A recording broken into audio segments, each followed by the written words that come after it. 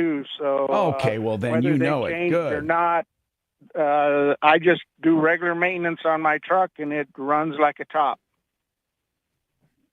Good.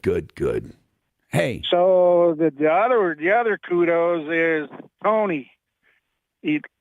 Garage doors. Yeah. Not garage doors. Elite garage floors. He did my floor and my patio I know. outside, and it looks outstanding. I've never met a guy as great as him. No, he is met a lot of good people, he man, is but so he's dedicated. Good. Oh man, he came over. He was not feeling good. He did everything that needed to be done, and I was shocked when he did my patio how nice it looks. And it's always outside, so I don't even have a cover on it. So Mark found him and used him, right? And I had already gotten someone to do my floors before that who wasn't on the referral list. We didn't know anyone. I just tried to find someone. And it's the tale of two floors. Mark's was 10 times better. It's still perfect. I've actually had a little bubbling, a little chipping. You know what? I'm telling you, it's one of the areas, unfortunately, where anyone can get in the business. You just buy the stuff and you're in the business. But not everyone deserves to be in the business. Elite Garage Floors, by the way. Let me make that clear. EliteGF.com. That's the website. You'll never find better. You just won't. You know, I can say this about certain people on my referral list based on actual experience. Like when it comes to concrete, LEM landscaping, this guy's a perfectionist. Pain in the ass perfectionist. Pain in the ass perfectionist painter, Steve the painter. Oh, my God. I mean, like, I love these people. Now, they're small. Well, they're getting big, but they don't want to be giant. A perfectionist roofer, they are big. Excel Roofing. I mean, people, I didn't last 45 years by giving out bad names. Every once in a while, we may hit it a little wrong. We get someone but we've never had anyone just screw people or never have anyone just really, really bad. Thank God, right? Now, Bill's got a comment on auto leasing, which I wanted to go over. And to go home, Bill, what did you want to say? Okay, you forgot that. If you said it, I didn't hear you. You forgot to tell him. See, what I did was I leased my car for 3 years, and then with COVID and everything, I put 1,500 miles on it, and I bought it at the end of the lease. That's all right. Yeah, that's all right. Yeah, so I got a brand new car almost. And I know it was, Right, you bought a used car from yourself. You did it right. And people can do that. If they like to keep cars a long time, that is not a bad system. It really isn't.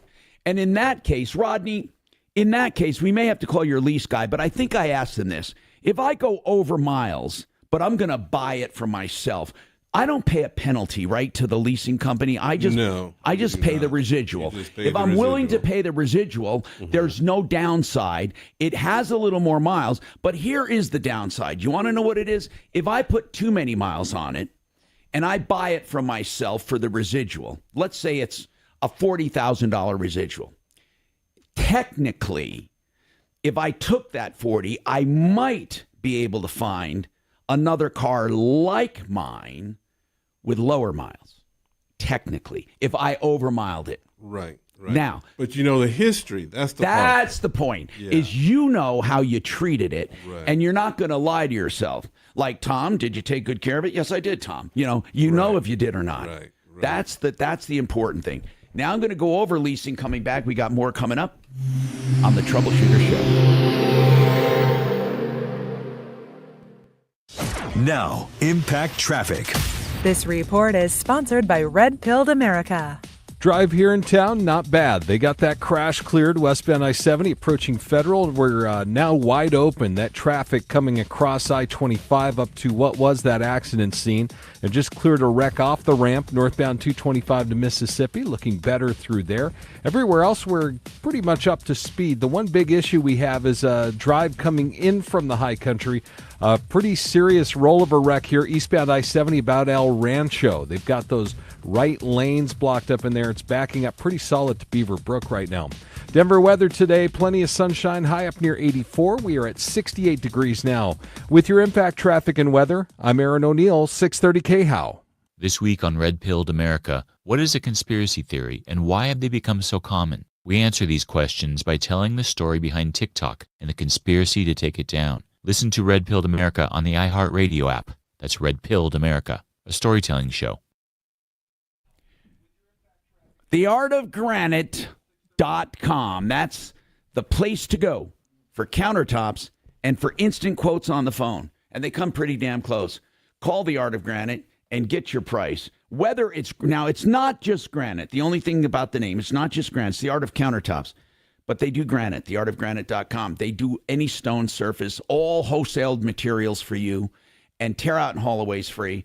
Even free materials if you go to their remnant yard. 303-386-5919. 303-386-5919. Theartofgranite.com. Now, let's talk about Retirement Planning Center of the Rockies. rpcenter.com. What do they do? Well, what does the name say? Retirement Planning Center of the Rockies. So what they do is help you plan for retirement. When you're getting ready for retirement, like right away, or you have many, many years until retirement, they can help you in each situation to shore up what you have, to show you how to grow it, how to keep it safe, and how to turn it into income. Call them if you have any questions. No obligation ever. They'll go over everything. They're totally transparent about what they do. rpcenter.com. rpcenter.com. 970-663-3211. Another insurance story from Smart Bunny. Smart Bunny. It's raining inside. Yeah, pipes burst, but we're covered with renter's insurance from Smart Bunny. Get up to $100,000 of personal liability coverage and up to $40,000 of contents insurance for as low as $15 a month. Hop on the Smart Bunny app for some renter's insurance. Smart Bunny Insurance. Smart Bunny. Smart Bunny. Your insurance super app. Insurance is sold by Smart Bunny Insurance Services and underwritten by various companies. Coverage exclusions and limitations may apply. Broncos fans, get ready for game day at Bullseye Event Group's VIP Tailgate, home of the Broncos game day broadcast. The Broncos VIP Tailgate is open 3 hours prior to kickoff before every Broncos home game at the Mile High Monument at Empower Field. The VIP Tailgate is open to all ages. All you can eat food from Food Network celebrity chef Aaron May and premium open bar for 3 hours. That was when we were fighting for number one against 9. But then later on, Fox was great. I mean, Fox was like the redheaded stepchild when we started, because it was the first newscast. I was on their very first newscast, because before Fox was just nothing, just a little independent. Talk about a redheaded stepchild. Did you do that? It's funny because you move it. But it takes 30 seconds. Then you go to look at the screen and you're like, oh, I need to move it. So you turn immediately around and move it. But it was fine. Then you mess it up. And I had a red shirt. I had the same shirt on. Yeah. But it's good. Everybody's in the frame. So it's I good. just fuck it. I'm done. I gotta order pizza now. So. Pizza? Are we getting cheeseburger pizza since Rod's here? No. No, I don't think that's a good idea. Oh wait, I gotta do it on my cell phone. I'm on Fox 31. They're not giving they don't like have meet the staff or anything. Nothing. I can't find out who he is. Just trying to. Let's see. That's weird. You would think they'd have like.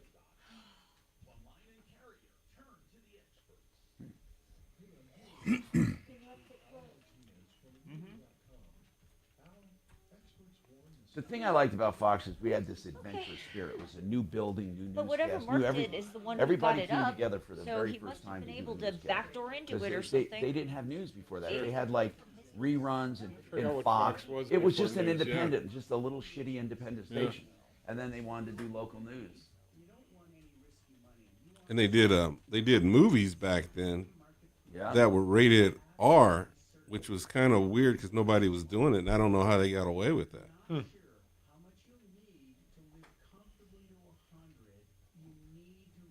What year was that, Tom? Where you were there? When I went to Fox? Yeah.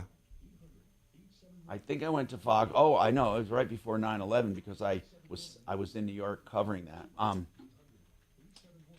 So 2002 maybe. Oh, okay. You know, my friend had a great, but really interesting story. He was 2000. No, sorry. My friend was a surgeon. He was in New York when 9/11 happened. He went to the triage station on the west side, and he said they had almost no people to triage. They either were killed or they came out alive. Oh, I see. You're right. There's no in between. There was no in I'll tell you between. what Our app and search NFL Daily to start listening. Denver's talk station. Online at khout.com.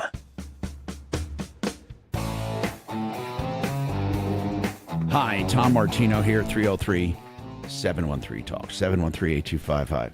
Now, I'm going to give ridiculous numbers because ridiculous numbers help bring home the story.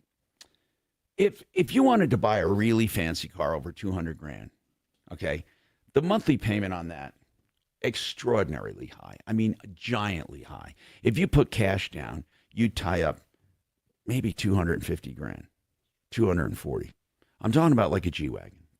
I'm just having fun. I mean, I could have run these numbers on any car. But it does show, because no matter what car you buy, it's all going to be about the same, relatively the same, meaning the spreads. Now, if you do a going lease payment for a G-Wagon for 36 months, at the end of 36 months, you will have invested $100,000, $101,000. Now, that's at the end of 3 years. Now, you might think that, by the way, that's a lot of money, okay? But if you bought that, I mean, a lot of people buy them. A lot of people listening to me buy them, okay? Now, make that cheaper. You could have $50,000 in a lesser car. It doesn't matter. I'm just doing this because it's fun, because it's a lot of money and it's fun. So let's say you have $101,000 invested. At the end of 3 years, you tan that back. You walk away if you want. Okay, now you might think, my God, you just wasted $101,000. But listen to the idiots that buy those. Now, they're putting out $200,000, right? So they had, for that 3 years, an extra $150,000 not working for them. That or 140. That 140 was not in their bank or not in investments. It was not working for them. It was sitting there doing nothing. Zero. And at the end of 3 years now, they have to sell that vehicle or trade it. They will never, ever, even though you think you will, get as much as the residual value. Here's why. You think you will, but you won't. If you trade it, you definitely won't. If you try to sell it, you may, but then you have to pay. If you want to go buy another car, the sales tax. I'm telling you that you will never, and you'll never make up for the money lost on the 140 you had out for 3 years doing nothing, doing zip, nothing. And if you stay within mileage, you literally, if you amortize what you could make on the 140, even at a T-bill rate, and you figure the walking away, the no maintenance, and the 3 years, yeah, you spent a lot of money, but you had a G-Wagon, right? Now, apply that to any car. You are miles ahead, literally, if you can do that with any car. If you're going to finance that, the finance charges would be more, way more, and you'd be financing the whole thing. And again, you would have a substantial down payment if you wanted to keep the payment even reasonable, and you'd have more of a cash outlay. Not only would you have more capital outlay, but you'd have money you couldn't recover.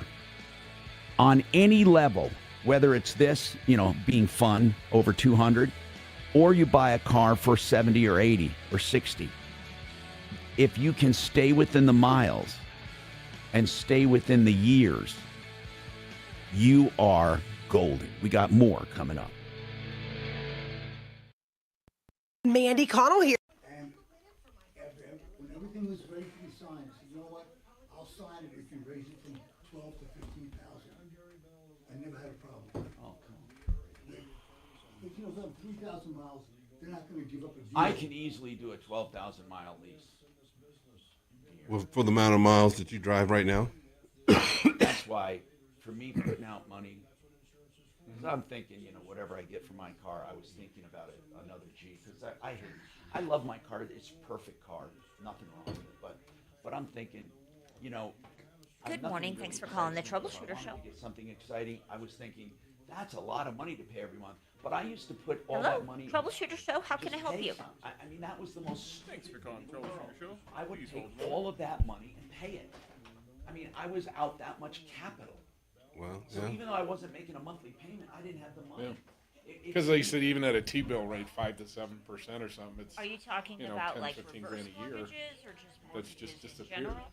on top of the depreciation. That's right. That's Yeah. exactly right. Okay. But the long term, you beat the system. Because in 3 years to do another lease, All right, you're still hang out of on for 100 me, and grand, he'll be with you if as soon not as more, possible, because of okay? inflation, right? So it basically, except for the Not money, 100 grand, but you had a car for 3 years too. right. You know, I Mhm. mean, so you're not totally out the money. You would have had to have some money out no matter what you did. That's correct. But the cost, yeah, I guess the money that you would have made on the dollars on the lease, on the interest, I think Okay, no problem. I think it's almost about the same, isn't it? After 3 years, you still have to come up with another 100,000 Well, to we'd do have the to same actually- deal. We'd have to actually run the numbers to see because Mhm. that car, I ran the numbers. It was $2,500 a month for that payment. Gun. And so $2,500 a month. That's on over a $200,000 car. Right. Well, okay. Well, if you finance 200,000, how much are you going to put down? You're losing that capital. Mhm. And then so that goes against that 100 you're out, right? Right. So if you put 40 or if you put 50 down and you're financing 200 grand. Mhm. Okay, so fuck. Well, there's Right. 200 grand with a car loan Right. over 3 years. Mhm. I mean, how much is that? That's Yeah. a lot of money. I'll bet you have more money out purchasing. You probably, it's going to be close, but I think you're probably right. I don't know about long term. Well, no, because at the end of the short year, term, you have no balance. Okay, so that's Right. one thing. Mm-hmm. No interest, but you would have made interest on your money if you would have kept it in investment. So, I got to call Bob on that one. Yeah, I mean, I'd like to actually take a real scenario and run both. And run them both, sure. Yeah. But One- you're right. Mileage is the big kicker, especially if you're going to return the car. Yeah. They crush you on mileage Right. if you send it, turn it back in. And this was a cool deal. On last weekend, I sold a electric. I'm not a big fan of electric cars. Which one did you sell? It was the Chevy Blazer, $57,000. So I got her into an electric car, fully electric, and she was a 2-year lease. And after the 2 years is over, she would have invested $6,000. No money down. State money too? It has to be the state. What did she have for 2 years? Chevy Blazer. But it is state money. So what I told her to do, go buy a $200 car that just runs, and the state will give you $6,500 plus buying an electric car, you get another $6,500. Then whatever incentives are off. So it turned out she was putting down about $12,000 to $13,000, and her payment was $200 a month on a lease. But because it's electric, and because she had a junker, which was the $200 car, Took they were. advantage of all the incentives, She yeah. took advantage. Yeah. I mean, all of a sudden, an electric car. So they give you an incentive for get the junker off? Yep. Right. That and another one on top of that for buying electric. Right. So you get two pluses, and it came out to be almost $13,000. I mean, how do you beat that? No, you don't. Even if you hate electric You hate cars, the thing, you yeah. turn it back in after 2 years. Yeah. And that was 15,000 miles a year. So, and you're under warranty. So even if you don't like electric cars, you just got to have a place to charge up your car. What are my morons saying today? Are you on with the moron stuff? How about not hearing commercials during breaks? What's that? They're saying, how about not hearing commercials during the breaks? Okay. I got to turn those off.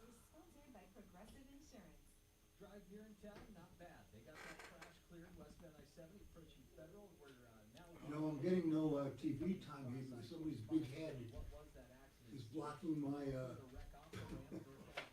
well. YouTube views. It is quite. That was by annoying. request, Ken. What? That was by request. Yeah, move a little left. We can see Dog. Yeah. No, I'd rather keep it that way. No, the morons were requesting it. Oh. Yeah.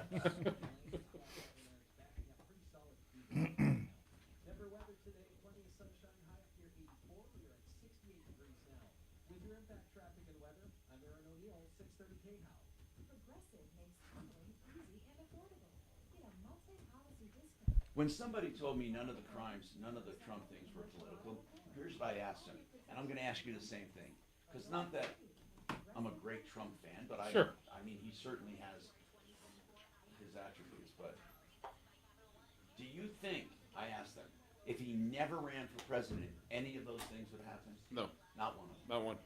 Absolutely not. Not one of the sexual harassments. Not one of the not one of the real estate Not even gray area. Not No. one. No. Not one. Nope. So then, is it political or not? Not one of them would have happened. Absolutely political. Well, it's the same thing that happened. What was his name? He was the Godfather's guy that ran for president also, and they accused him of sexual. The Godfather. Yeah, he was. John Gotti? No. Never had an Italian run for president. He owned the Godfather's pizza. Oh. And they accused him. There was like 3 women that came out and said that. Well, he was on the phone but he. Oh no, wait, Godfather's Pizza, wasn't it Papa John's, or was it Godfather? No. He was running for president. Oh, I didn't know that. Yeah, I don't know that one. Can't remember his name. Yeah. How long I ago? only talk about the black guy that owned the pizza chain. Right. I can't think of his name. Oh, King?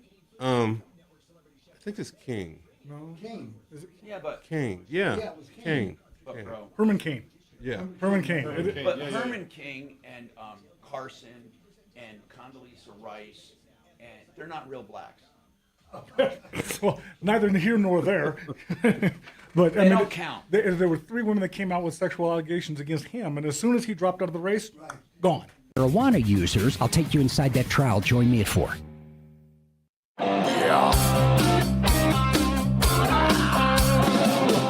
Ripped off, bad news.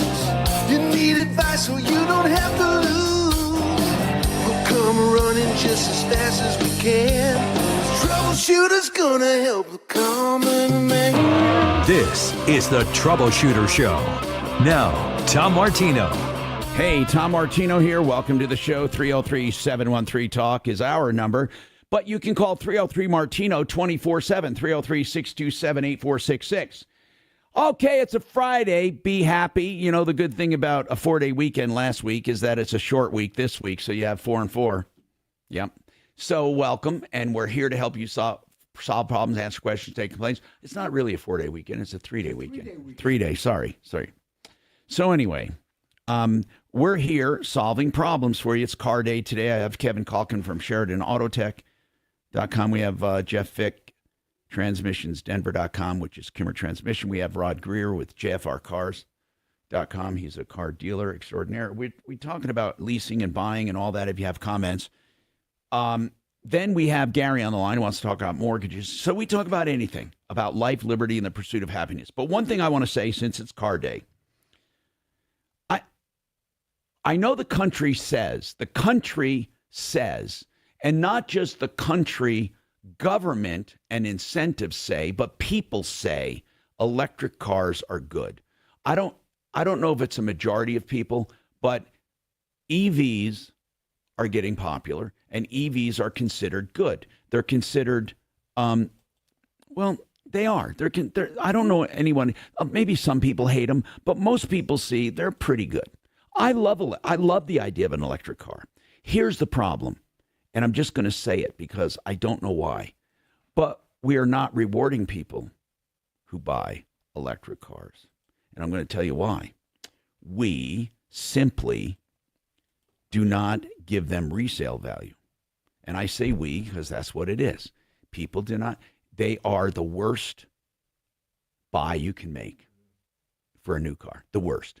Well, your savings is on the front side. What's that? Your savings is on the front right by all the government stimulus and if you qualify and get them, right? Mm-hmm. You're right. Mm-hmm. But you really, really are going to take a hit. When you sell it. Real big.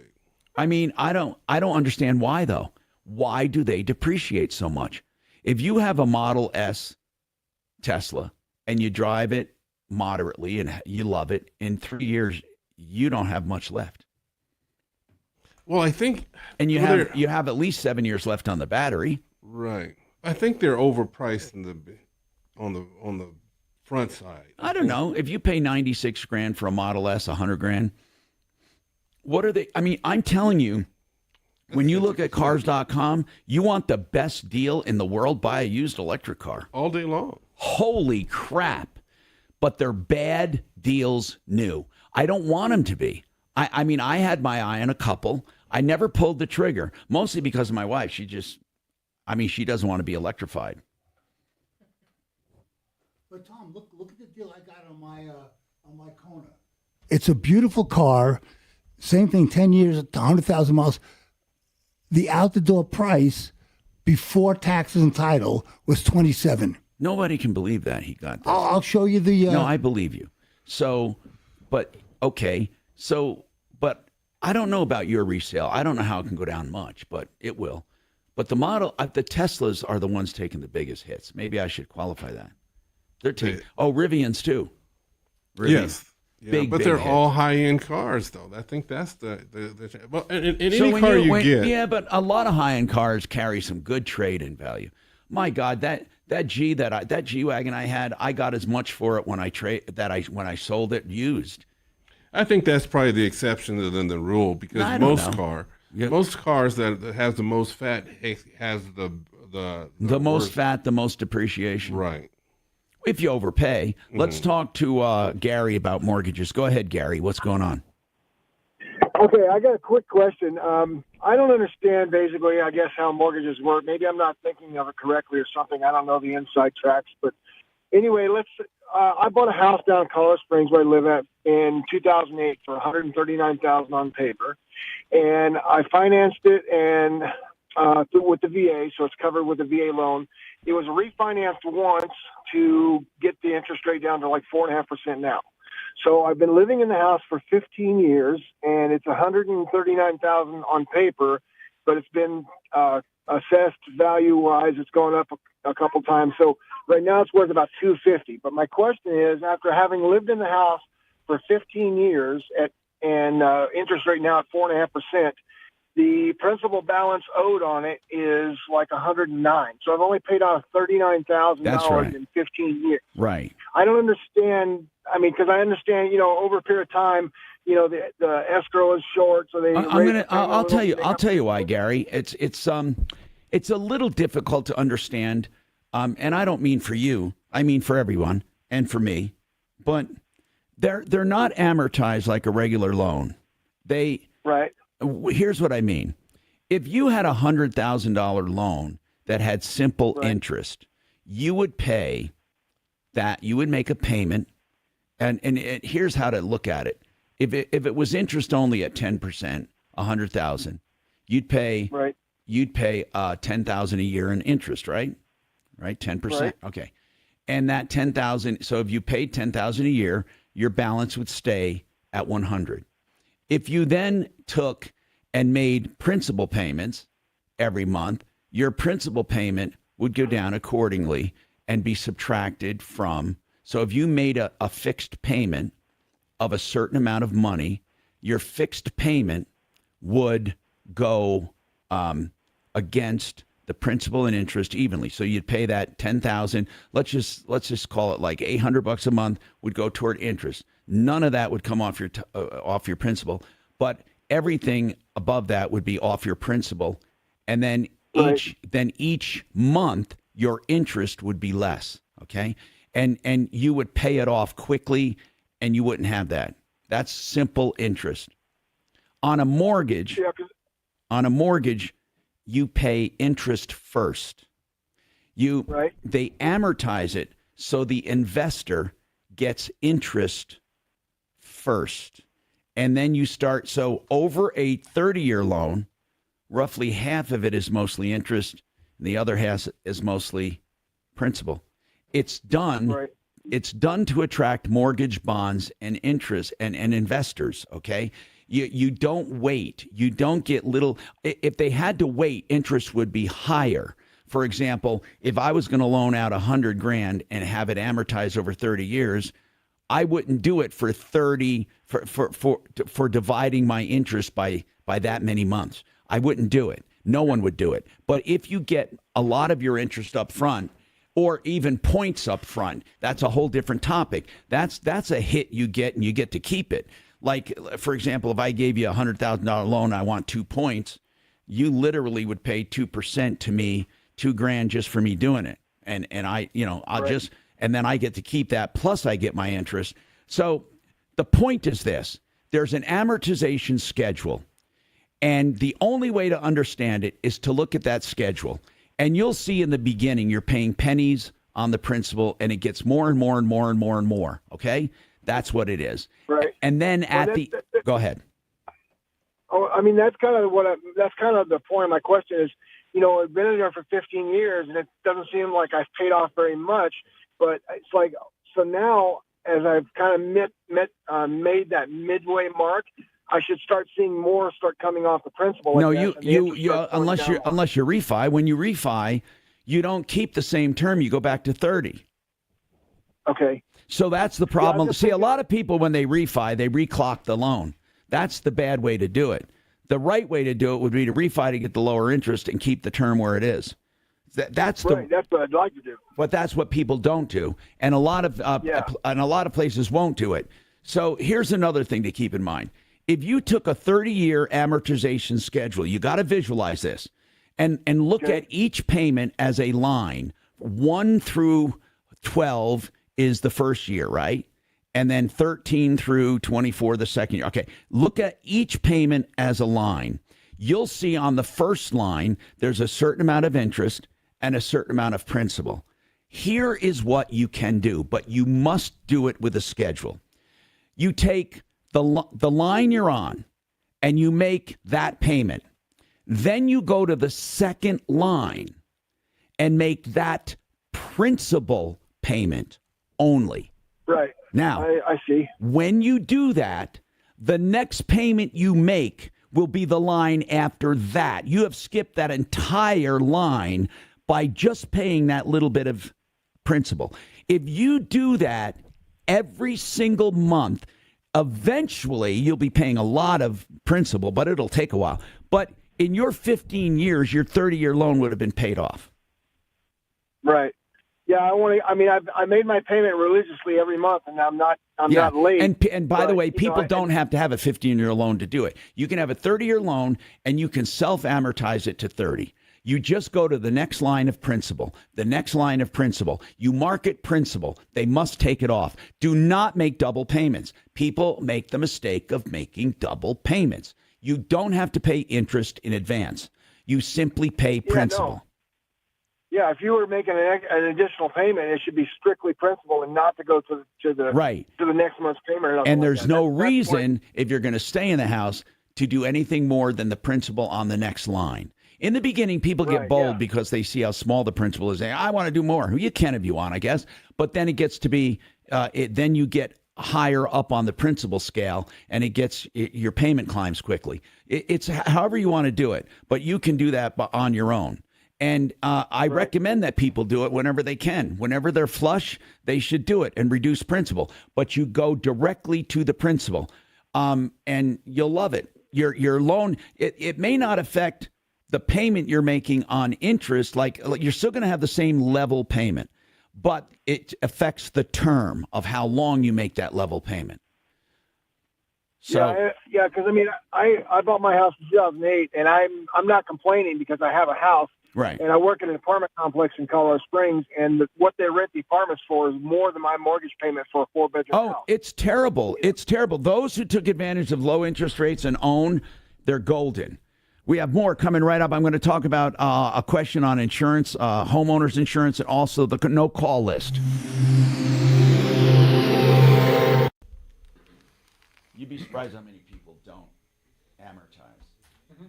I know when I had a mortgage, I just used to pay 2 separate checks, one for the monthly and one for additional principal. Right. I made sure I put in 2 separate checks. You can do that. You shouldn't have to, but a lot of these servicing companies are crooked assholes. Lazy Days RV, that's the RV authority, but I mean by that is sales and service, trades, New and used, that's LazyDays.com for RVs. Now, they have locations all over the country, and they have a few in the Denver metro area, including a new service facility at exit 240. That's the turnoff to Longmont and I-25. And it's along the frontage road there. Used to be our friends at Century RV. They're now folded into LazyDays.com. You'll have great service, great sales, everything from Class A's all the way down to like pop-up campers. LazyDays.com. Discount Bath is a place to get your shower conversion right now for $9,888. That's right. Think about that. Under 10 grand, you get a beautiful shower conversion, acrylic walls, glass panels. You have custom designs to choose from. Go to discountbath.com. If you want an entire bathroom, they do that too. And they'll give you prices without ever visiting you. First of all, the conversion, $9,888. If you want to customize that with some more things, you can do that. All you have to do is fill out the stuff at discountbath.com. They'll send you a link. You send them video. You get a price. You'll love it. Discountbath.com.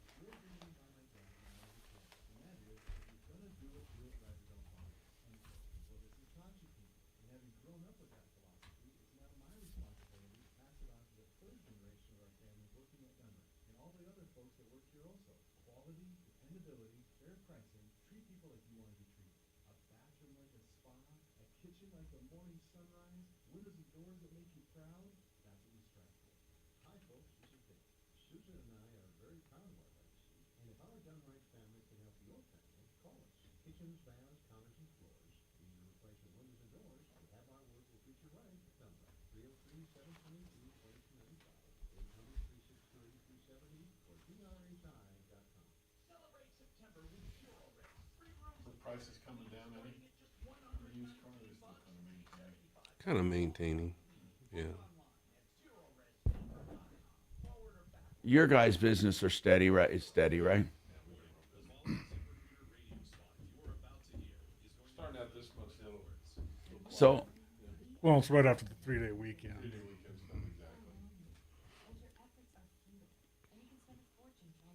So my new way of doing body work, my daughter's car has to go in, and it really wasn't her fault. The roofing company dropped some shit.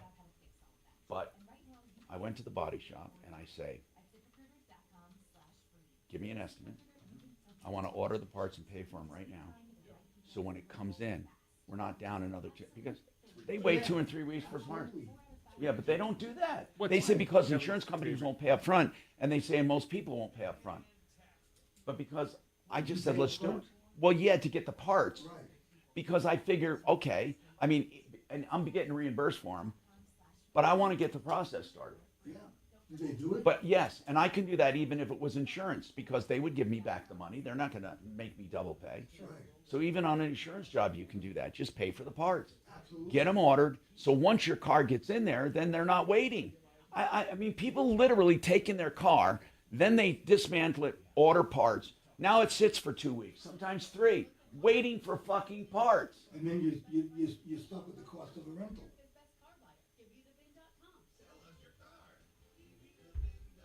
We would do that with curb hits because the car comes in, instead of waiting till we get it apart to see what we need, we just order everything and send back what we don't need. You don't get restocking fees and shit. No, typically not. And we're pretty accurate with it. But Are restocking fees as common as people make us think in the biz? Not in our industry. So because everyone with auto parts gets charged. Special order stuff, and then you can run into some problems with electrical components. They don't want to take them back. They don't want them back. Even if the box isn't open and everything else, they question it. They don't want electrical stuff back. There's too many guys take it, plug it in, and do their diag with the parts. Speaking of that, I got my plantation shutters from made in shade, and there was some cracks in the corners where the two pieces didn't come together. So they came out, they looked at it. It was like the 18th or something. They didn't try and fix it. They just gave me brand new. Right parts around there. Without even questioning it. I'm a little disappointed. 12 K-House Studios. Trajan Wealth, your trusted local fiduciary advisors. TrajanWealth.com. Denver's talk station, 630 KHOW.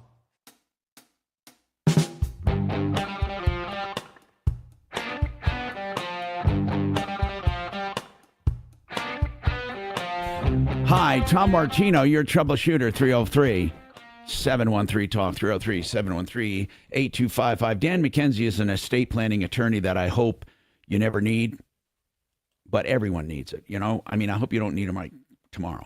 But get an estate plan. McKenzie Law. He's on the referral list at referrallist.com. He's a good guy. And that's 833-CO plans. And somebody asked me about Excel Roofing. They said, Tom, is it true? Now, they want to know this. Is it true that I don't have to sign to have somebody look at my roof? Because I say Excel doesn't make you sign anything. They claim, this person claimed from another roofer, that it's for liability, that if you don't sign something and they get hurt, then you have to pay for it, and your homeowner's insurance as opposed to their workers' comp because you're not hiring them. That is the biggest crock of crap I have ever heard. If a roofer comes to your house to look at your roof, to see what you need, you don't have to sign anything. Their workers' comp would still cover them if they're on the job. They don't have to be being paid to do a roof to be on the job. So they're on the job for the roofing company, not for you. And so don't ever sign anything at the door. And Excel will never make you. And they'll never take your first insurance check or your second insurance check or your third. They just pay. You pay when you're done. EXCEL, excelroofing.com. I want to make that clear because I'm pretty pissed at these people that make people sign. So let's talk about insurance, Brent. What's going on with you and your homeowner's insurance? How can we help you? Hi. Hey. Thanks for taking me. Yes, sir. So last year in June on the 23rd when the tornado went through, I was where it almost kind of started. It didn't completely form, but it was strong enough winds and things to do a fair amount of damage to my house. So it was wind damage. Wind damage. When was this wind damage? And hail. Wind and hail. On the June 22nd, or 22nd. Okay, got it. Of 23. Got it. Uh-huh. And so I'm dealing with the siding part. I think I'm kind of got that, but basically my fence was damaged and it broke off from the bottom. So you're siding your fence. What else? Did you have a roof problem too? Yes, they fixed the roof already. Got it. That's a whole nother actually deal. So with the roof, siding, and fence. By the way, you could have had Genesis do all three of those. Okay, so anyway, ask your question then about your fence.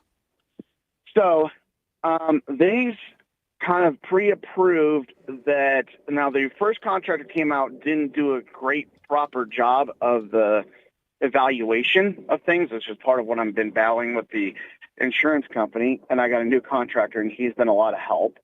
But they agreed to have several posts replaced at the beginning. But when the new contractor came out and said, oh no, these are like broken free, we need to replace, a lot more square footage. So then we sent it back to the insurance company. And now they're saying, oh, well, we looked at the pictures and we were deeming that this is, what's the word? Wear and tear. Yeah. And I'm like, and I talked to one of the managers over at Liberty and I said, hey, how is this possibly wear and tear when the wind was strong enough to completely break it free from the fence post in the ground? Well, here's what they're saying. If your fence was deteriorated, falling apart, and the wind just did it in, that's what they're saying. I believe. Yeah, but it wasn't. I could. Yeah, that's what I was trying to tell her. I can climb on the fence. I could wiggle or not. I try to wiggle the fence, but I couldn't wiggle it. The thing was standing. There was nothing. So they're wrong. claiming claiming part of your damage is wear and tear. Mm-hmm. Is that correct? Yes. That's what I'm trying to figure out. I'm trying to figure out their little I hate to say it, but scam. So, I don't like insurance. So they reduced the claim by how much? Tell me how much is at stake here. Well, the whole fence, I would say, is probably like a $6,000 job to. And they're saying they're not going to pay $6,000. They're saying they're not. They're nothing. How much? They're not going to cover it. They're not covering any part of it.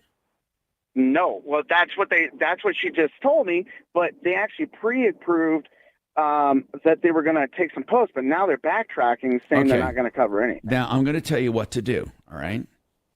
Mm-hmm. You're going to say this.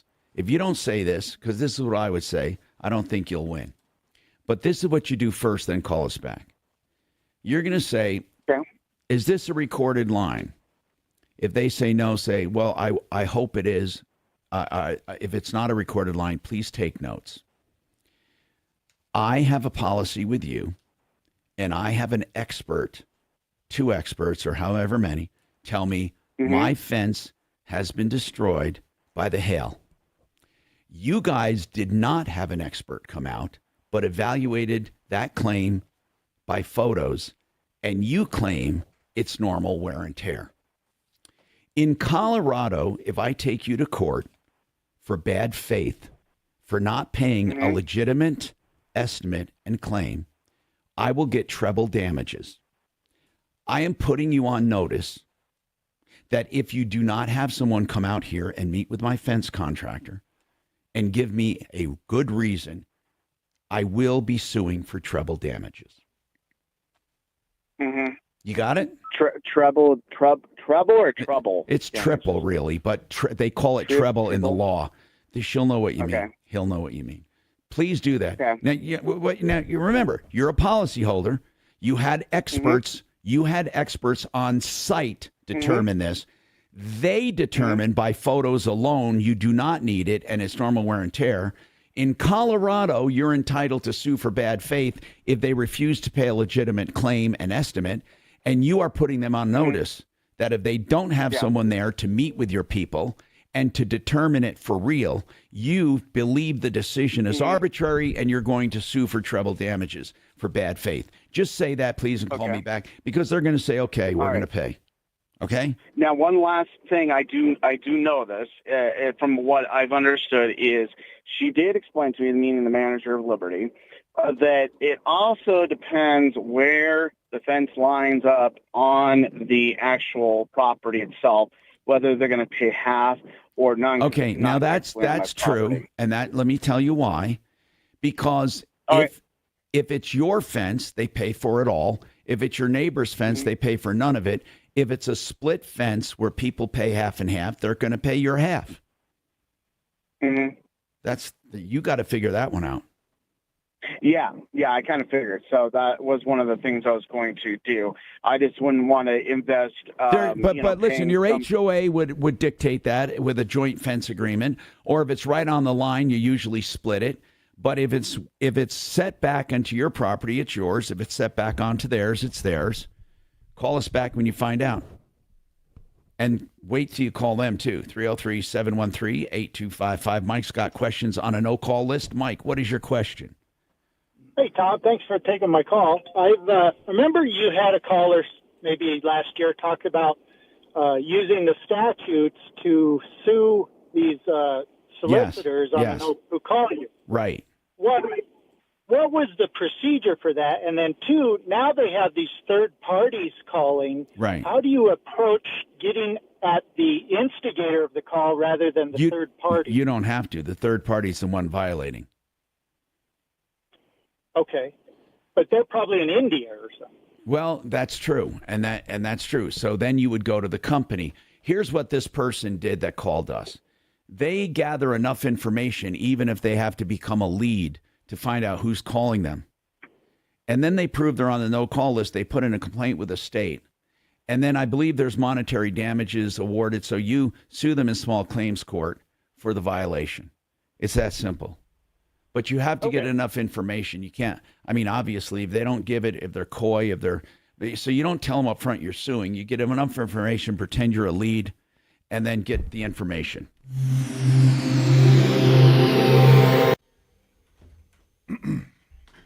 Geez, what a surprise. That rapper died of an overdose.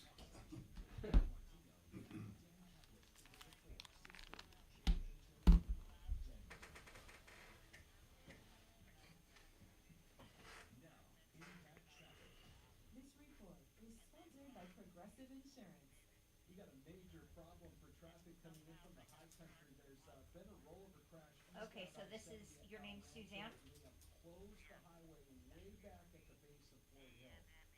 Okay.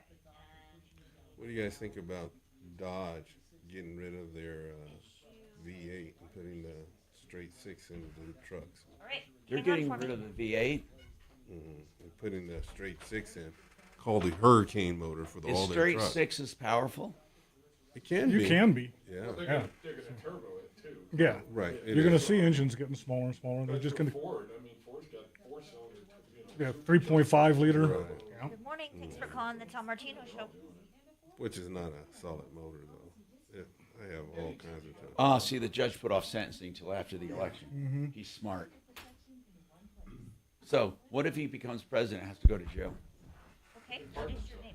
Red Rocks Roof and Solar, with an emphasis on solar. They do it the right way. They come out and look at your house. They give you no BS. They give you honest-to-God estimates and an activation date that guarantees it'll be up and running, or they'll pay for the power it should be producing. Also, if they do commercial systems, they can get them paid for with REAP grants if you qualify, 100% paid for. You can make actually positive cash flow by selling back to the grid. So why don't you check them out? redrocksrs.com, 303-704-2449. That's redrocksrs.com.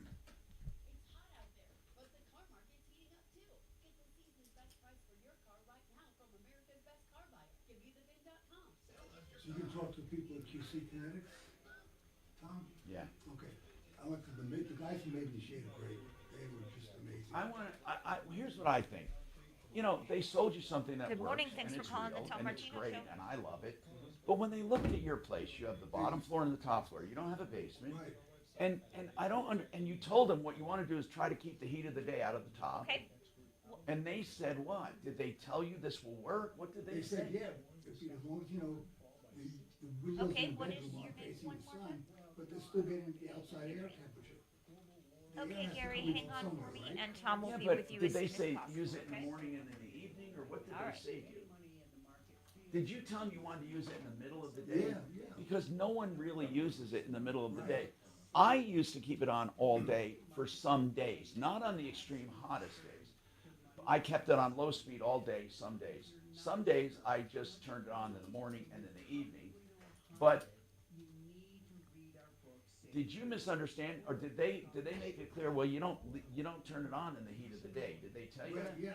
But did you that's say, what I well, that's needed. the time? Well, did you say that's the time I Yeah. need it? And they said, well, if you keep the bedroom, because the bedroom doesn't face the sun, but it's still drawing outside air at 80 degrees. But he thought it would solve your problem because it doesn't face the sun, even though it was in the middle of the day. But the ambient temperature is still going to be 90. Exactly. I don't like it. See, I think you have to over deliver and underside. I mean, you can't. They should look at the insulation. Here's another thing they don't do that I want them to do. I just got to talk to them. And that is, they need to look at the roof, the attic. Because if that attic isn't properly ventilated, that fucking fan's going to be choked. Oh, yeah, absolutely. Smart bunny. No, we have a basement. And you have an open attic. I don't run it all day either, though. But first thing in the morning, open the doors up and clears everything out. It's beautiful. Because my basement stays so cool, I sometimes run it most of the day. Yeah. Not all the time. Not on these really 96 days, No. 96 degrees and stuff. But and you feel my house is always comfortable, right? Well, that's how I was commenting last time I was there. It's almost 2 o'clock before the air conditioning even kicked on. I know it. Yeah. But mine's ideally set up for it with the way Yeah. the walkout basement is so cool. Yeah. But Without a basement, I don't know how. I should have gone over to Doc's before he did it. But I would think they would know. I just Doc, do you ever use it at all? Because No, I don't use it at all. well, you do know that. I mean, I'm not saying you should have bought it for this, but you can. You can actually use it instead of air on some cool mornings and evenings, right? Where you would normally use air because it is hot upstairs. You can still. I don't go upstairs. The only time I go upstairs is when I have my poker games. That's when you wanted to blow it out, That's the only time I go upstairs. and that's during the day. Yeah, we play from 3 o'clock. One game is 3 to 10, and one game Okay, is well, 11 to 3. It should be cooler. So when you turn it on at 3 in the afternoon, it would bring hot air through it. Yeah, well, of course. Did it make it hotter though, or did it cool it down No, some? it didn't cool down at all because it's taking the ambient temperature from But outside. still, you have the air conditioning Yeah. on, so your bottom level, the air conditioning should be able to Push that out. Yeah. I'm wondering if your attic is, which is another thing they should have checked. Fuck. I want to check. I want to have Henry check your attic, but that's HOA shit, isn't I it? think the attic is fine. It was a Is it about $2,000? Are those things typically about $2,000? Minimum. Yeah, 2 to 3. Yeah. Oh, wow. For the small ones, yeah. I wouldn't trade it for anything. I swear to God. But you got to. There's a couple disadvantages if you don't know how to. You gotta open and 5-3300. Advisory services offered through Trajan Wealth LLC, an SEC registered investment advisor. Address hair loss with the same simple one-day treatment I received. AdvancedHair.com. 630 KHAL, an iHeartRadio station.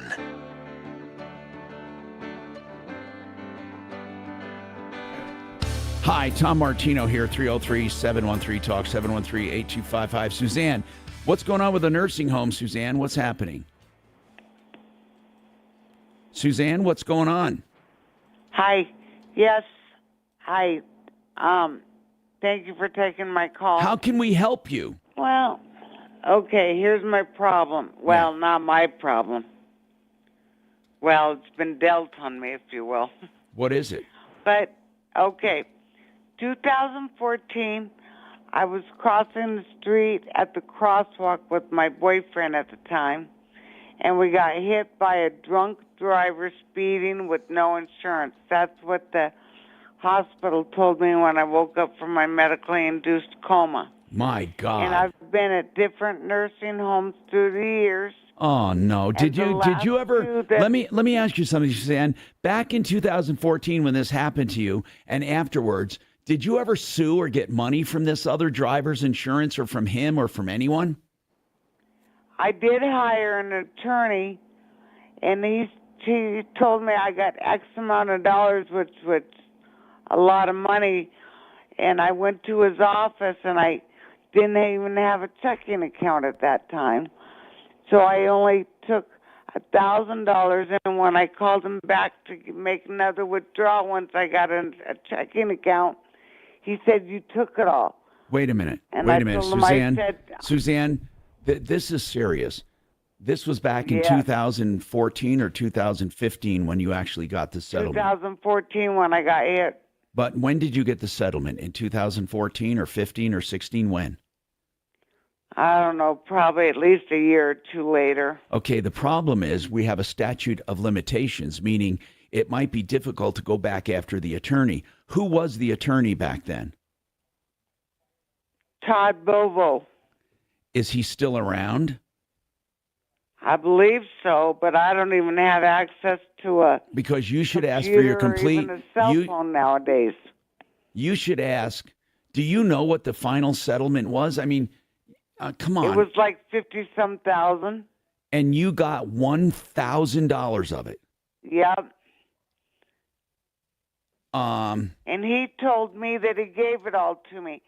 And I told him, I said, well, then, I don't remember what nursing home What is I his was at name? the time. Todd? What? How do you spell his last name? Bovo. Bovo, I believe. And, okay, I want to get our personal injury expert on to talk about this. I want to ask him a question about it. Hold on, all right? I just want to find out. I think we're going to have a problem with the statute of limitations.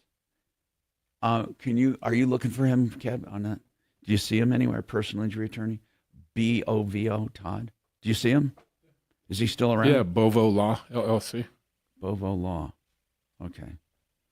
I want to talk to John Fuller just in general about PI, personal injury, after this many years.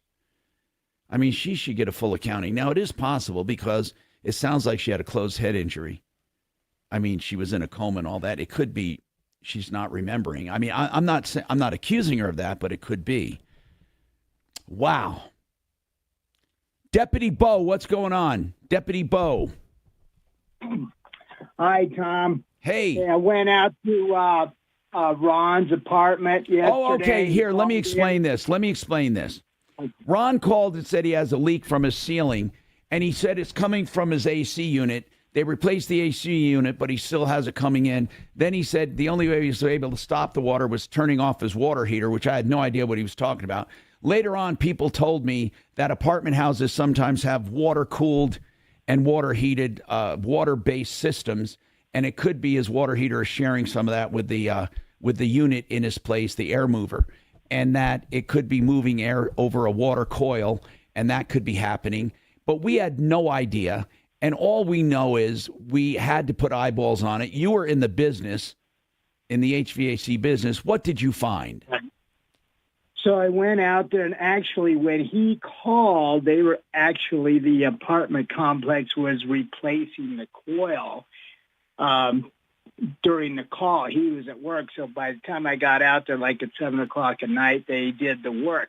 But he has a very simple system. He has a water heater. Okay, and the water heater does double duty. It provides the domestic water for shower, sink, and it also heats the apartment. Okay. So the water heater has a coil up in the attic. So it was the water from the water heater that was causing the flooding. Okay. So, and it was like when it developed a leak, it was like 40 pounds pressure. There was significant amount of water. Got it. So, but what the bottom line is, the story is that the apartment complex is charging him $1,500 for the repair. They say it's his responsibility, and I called the property manager this morning twice, left a message. That's certainly not his responsibility because they said he caused the leak, but it's from the water. It's from the hot water system, and this thing's up in the attic. He has no cause for this. How could he have caused a hole in the freaking coil? They're claiming that he was running the air conditioner at the same time, which just didn't make any sense to me. There is an air conditioning coil up there. It runs off of Freon from a condensing unit, but that has nothing to do with this leak. It was from the hot water heater that heats the apartment. So I put a call. So even in the summer when you're not using the heat, that water is still circulating through that coil? Yes, it circulates through the coil and through the domestic system. There's two coils in the water heater and it runs all the time. Two coils, So one heat, one air. Right, got it. The good thing is they did repair it, and he doesn't have any more leaks. Good. That's good news. So, Bo, we really have to help him with this. They're charging him for cleanup and damages. That's BS, man. I already put in two calls, and I'm going to explain it to him that it's not his fault. Cool. Thing leaked. I appreciate that. Deputy Bo, that's great news. It's actually a pretty cool system. I had that in a condo I lived in years ago. I don't remember what kind I had, but I remember it was in my ceiling in the unit at the Landmark, and I had Fix-It come out one time to fix it because I put in one of the digital thermometers. Coming up on CNN, and when I undersea sabotage. Yeah, kind of like how we did must the have crossed Nord Stream something 2. because I blew a little tiny fuse up there. Oh, yeah. I didn't know they had a fuse up there, but Good thing they do, yeah. when I must have crossed it because then nothing worked. No, we did. I thought, well, it can't Biden be that did. That was serious. just a few and they years said ago. it was up in Really there. think Biden blew that up? Obama blew it up. Ah. Who do you think is in charge? Okay. So we get a friggin' lawyer on for her, and she hangs up. Did we order anything? Oy. Yeah. You can't. Kelly did. Can't make this stuff up. Nope. You know, Fox Please has tell a pretty Fuller good that crew during she's the not day. there anymore. Maybe we'll do something with Yeah. it. Keel and Park, they're attorneys you got her that number? do estate planning in a very unique way. They meet with you free of charge. There is no obligation, no charge, no risk. You meet with them by Zoom, in person. You go visit them, whatever. They visit you, and then they go over your estate, what you own, what you're invested in, your real estate, your vehicles, your collectibles, whatever you have, and then all of your heirs they talk about, and they put together a plan. All of that's free of charge. Once they put together the plan, they have pricing for each thing, flat rate. You decide how much you want to do, how little you want to do. You'll know the exact cost. You don't get better than that. That is so cool. A no-risk estate plan. Keel and Park. LawKP.com. You got to do it. 970-818-8198. LawKP.com.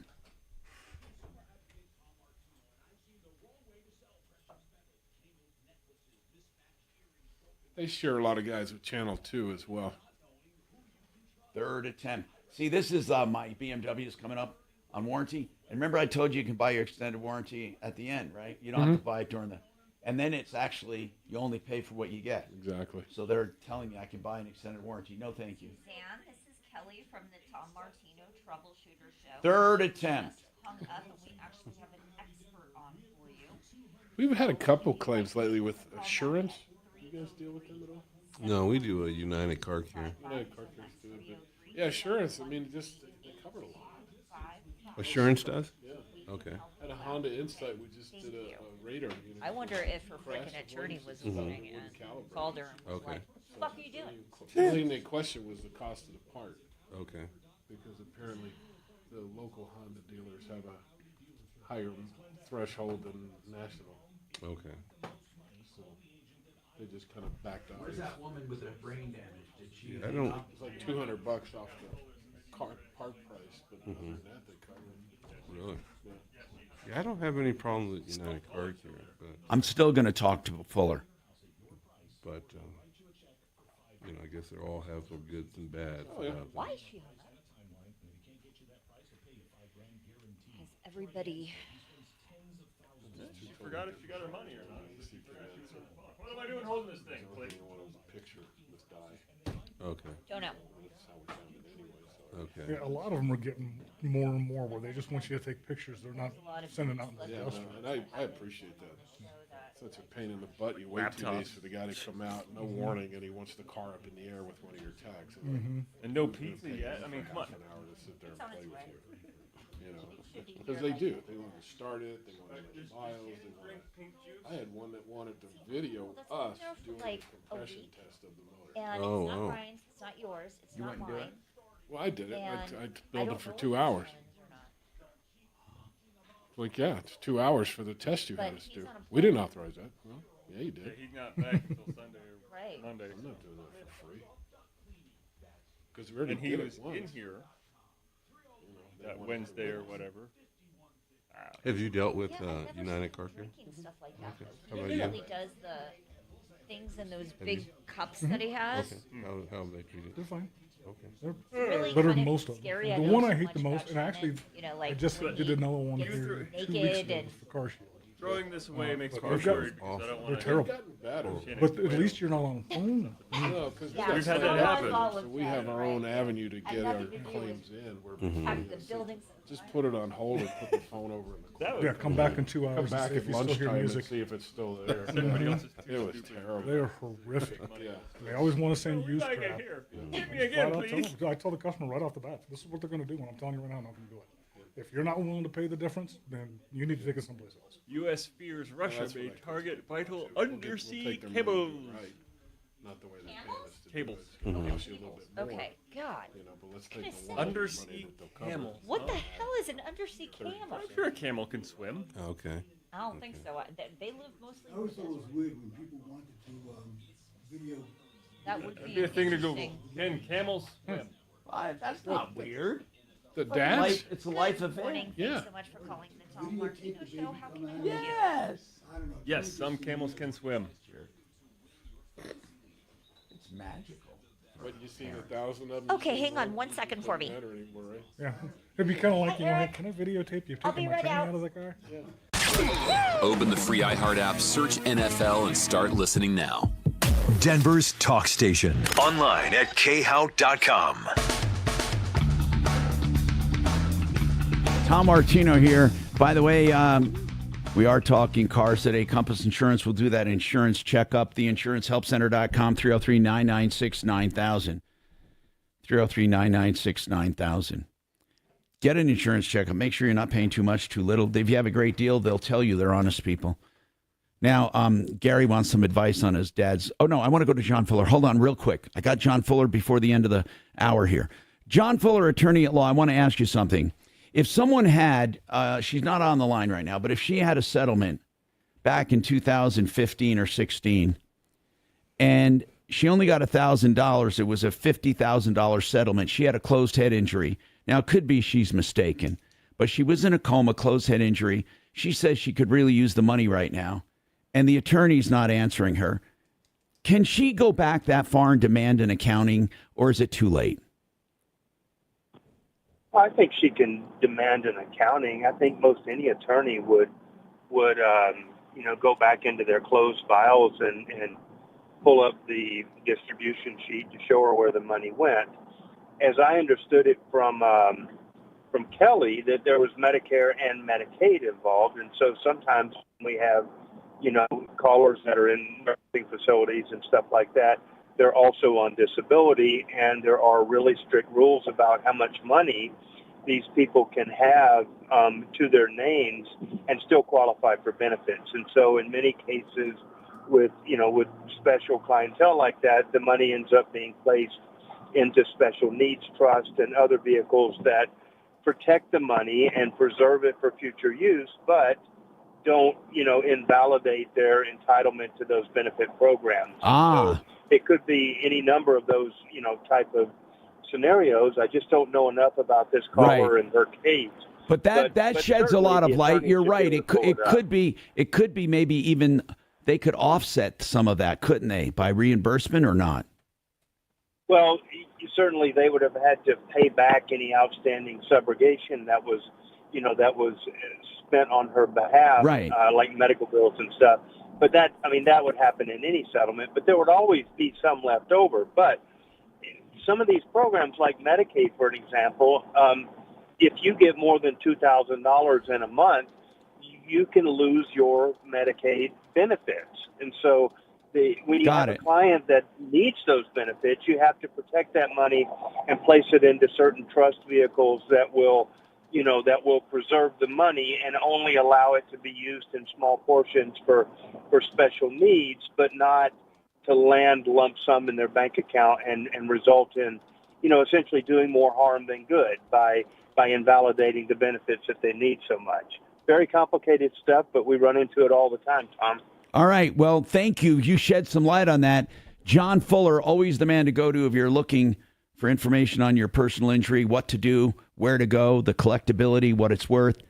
Personalinjuryco.com, 303-597-4500. Now Gary's turn again. Okay, Gary, sorry. What is your question, Gary? Hey, my father died May 1st. Oh, sorry to hear that. What's going on? And he left my niece as the personal representative. Okay. And I don't know how much the estate's worth. And I don't know. I understand that if it's not worth $80,000, they don't have to go through probate. Well, it depends. If there's real estate or anything that has to be, it's if there's no real estate. Was there any real estate? Well, he deeded the house to my nephew. Before he died? On death, yeah. On death? You mean with a beneficiary deed? Yeah, before he died, he deeded it to my nephew. Yeah. Oh, my God. People do this. Upon death, it's deeded to my nephew. Okay. Hold on, and we'll come right back to you and try to answer this. I'm Tom Martino. We have more coming up.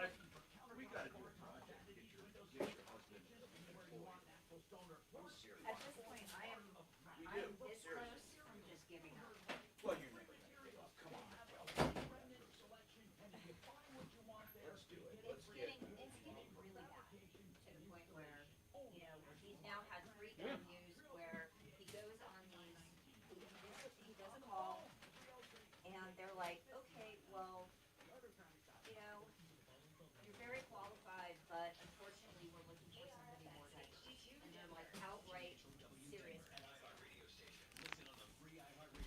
Like, oh, you're not a woman, or Asian, or black. Right out and say that. Yep, three of them.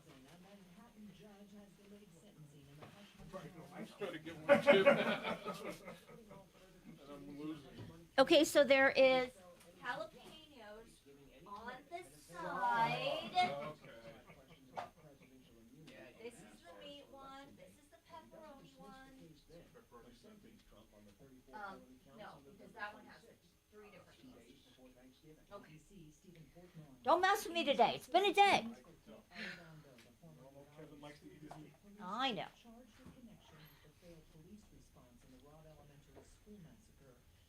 Smells good though. I just don't like eating it.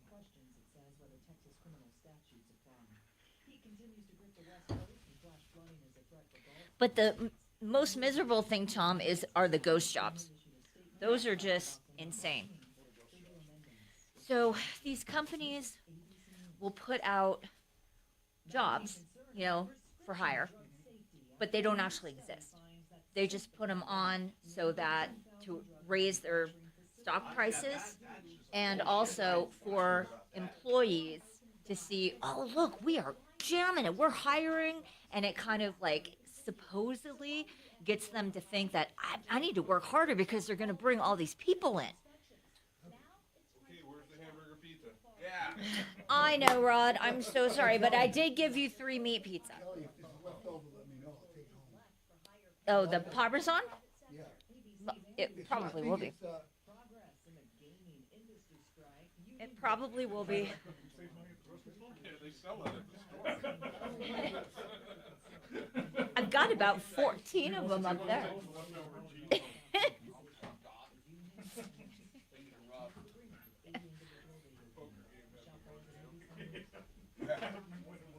Oh.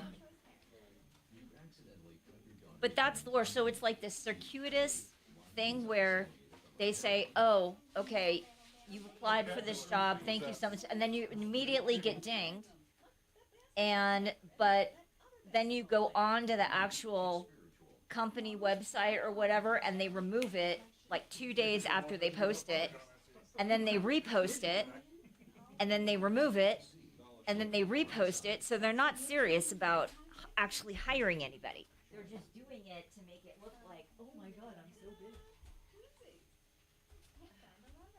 So frustrating. But there is actually a thing called ghost jobs. Yes, yes. Could they just be collecting resumes? Some companies like to have. But a lot of these people are recruiting firms that actually work, so they're actually third parties and not actually the company. So, so what my husband's been doing, which is really smart, is he'll go on to the company website, he'll go on with the recruiting firm, because there's a service kind of like today's Headhunter, and he'll say, oh, okay, it actually is a job that's posted. So he'll go on to LinkedIn and figure out if he's linked in with anyone that is at that company, and then he'll send a message to that person and say, hey, I'm applying for this job, and then they'll write him back and say, we're not hiring right now, we're on a freeze. So it's like, okay, so I wasted all that time to try to licked his finger and stuck it in the Parmesan. I don't know which one, but you would figure it out. No idea. If that's really the practice, then that is diabolical for people where this economy is so bad.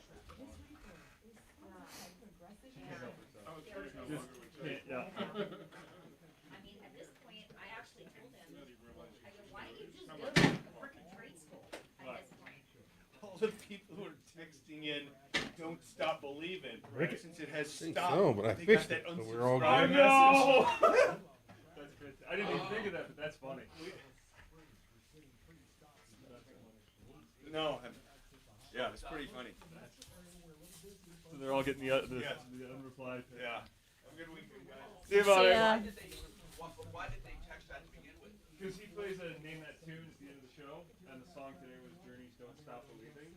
So when you text in certain keywords, Yeah. stop, it says you've been unsubscribed. So now people are freaking out going, unsubscribed? I didn't subscribe to anything. The automated system. Yeah, it's just a stupid, like when you do the 57739, it does the same thing. Stop simply had to be in the message. Yeah. Right. I didn't either. Correct. The algorithm reads it, and immediately if you say stop, You go up to or your place in the cease, summertime a lot? you know, because the other Or day is it just on wintertime? Dan's show, guy Yeah. called in and said, can you talk about cease and desist? And then he got one. And then Yep. Oh, did you hit anything? Yep, that sounds about right. I tell you what, it's the first time I was ever taking a dog. Oh, yeah, it just needs to be in the body. Oh, really? He kicked everything off that freaking hill, man. Really? 'Cause those grouse will sit tight, man. Sometimes you'll just darn near step on it. And they'll scare the all right, we are back. Good. What size are they? One of the better rats. Is it good eating? Mm-hmm. I'd like to. I know some people will, they'll go. It's pepperoni. Cook 'em Eat right some up. of those jalapenos. You know what would Oh. be really funny? If I Oh, switched and put the jalapenos in the bag for Doc instead of the Parmesan. The King Soopers mass murderer has finally begun. Is he another one of the many mass killers who were heavy marijuana users? I'll take you inside that trial. Join me at 4.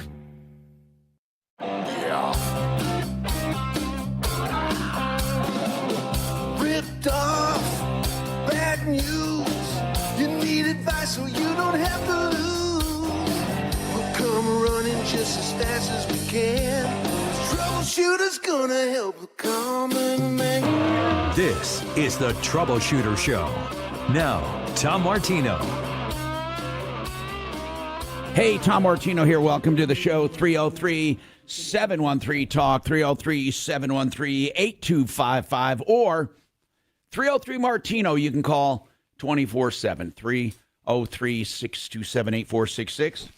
If you leave a message, we will get back to you. Gary needs some advice. Gary said that his father died in May 1st. His niece is the personal representative.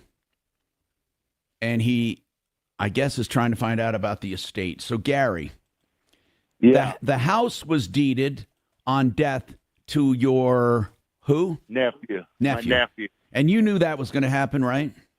No, but I didn't know that was going to happen. Was there a reason you were left out? I got 3 brothers. I got 2 brothers that are alive, and my brother's other kids are his representatives. So there was 4 beneficiaries, and no, none of us knew that was going to go down like that, and we don't know why. So tell me, what is your what is your question today? I want to know my legal rights, because I don't think things are going according to law.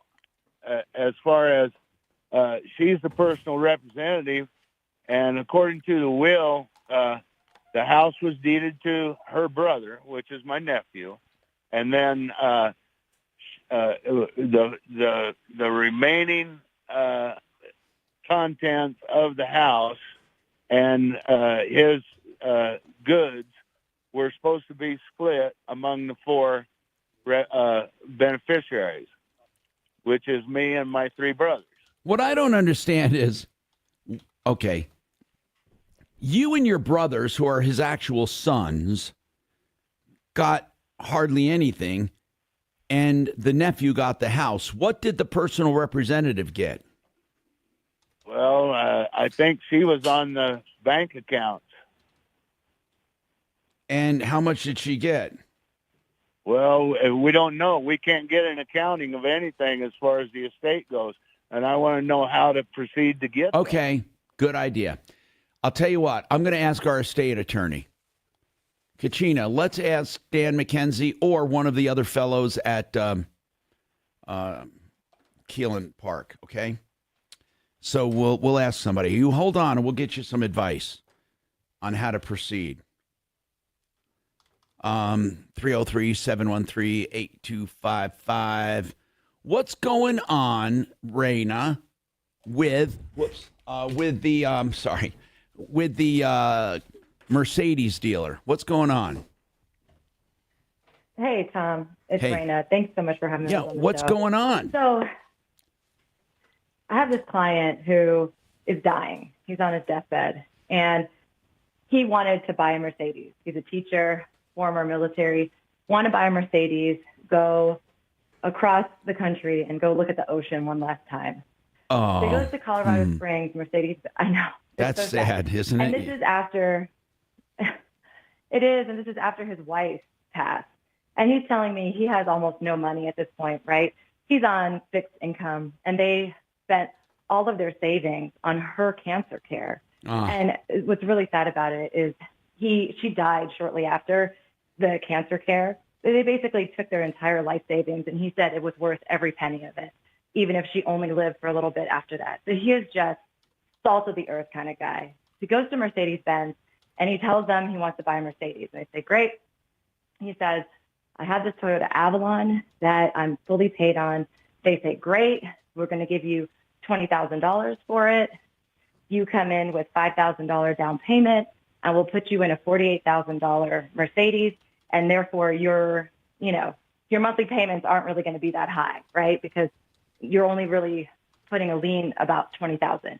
And he says, great, that works out. I can pay $300 or so a month.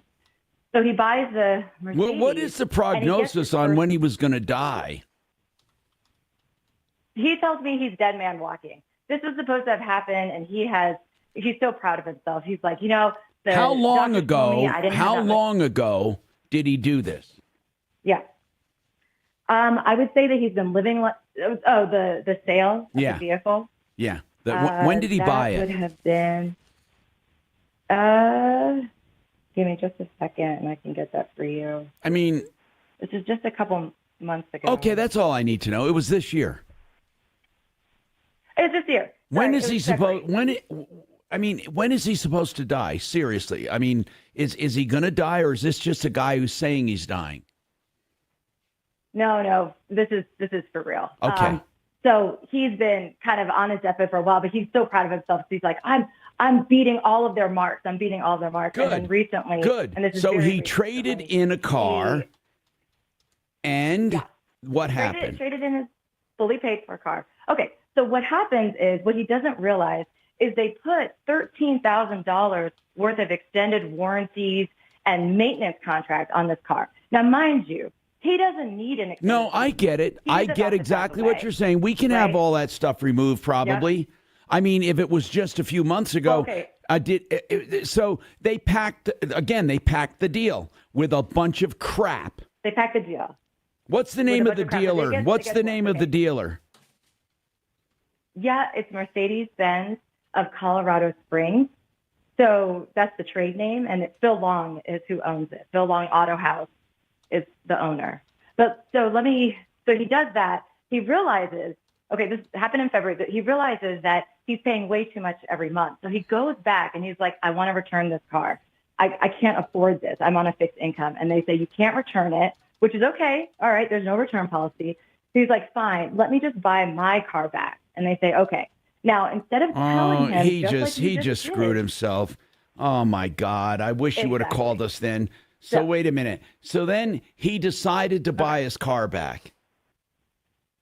He says, I'm going to buy the car back. But instead of doing what you just did, which is telling him, hey, you can get money back if you cancel your service contract, they don't do that so they can pocket the money. So what did he do? Instead, they let him trade it in. Yes. Sorry, second. He traded it in, and then what? Hello?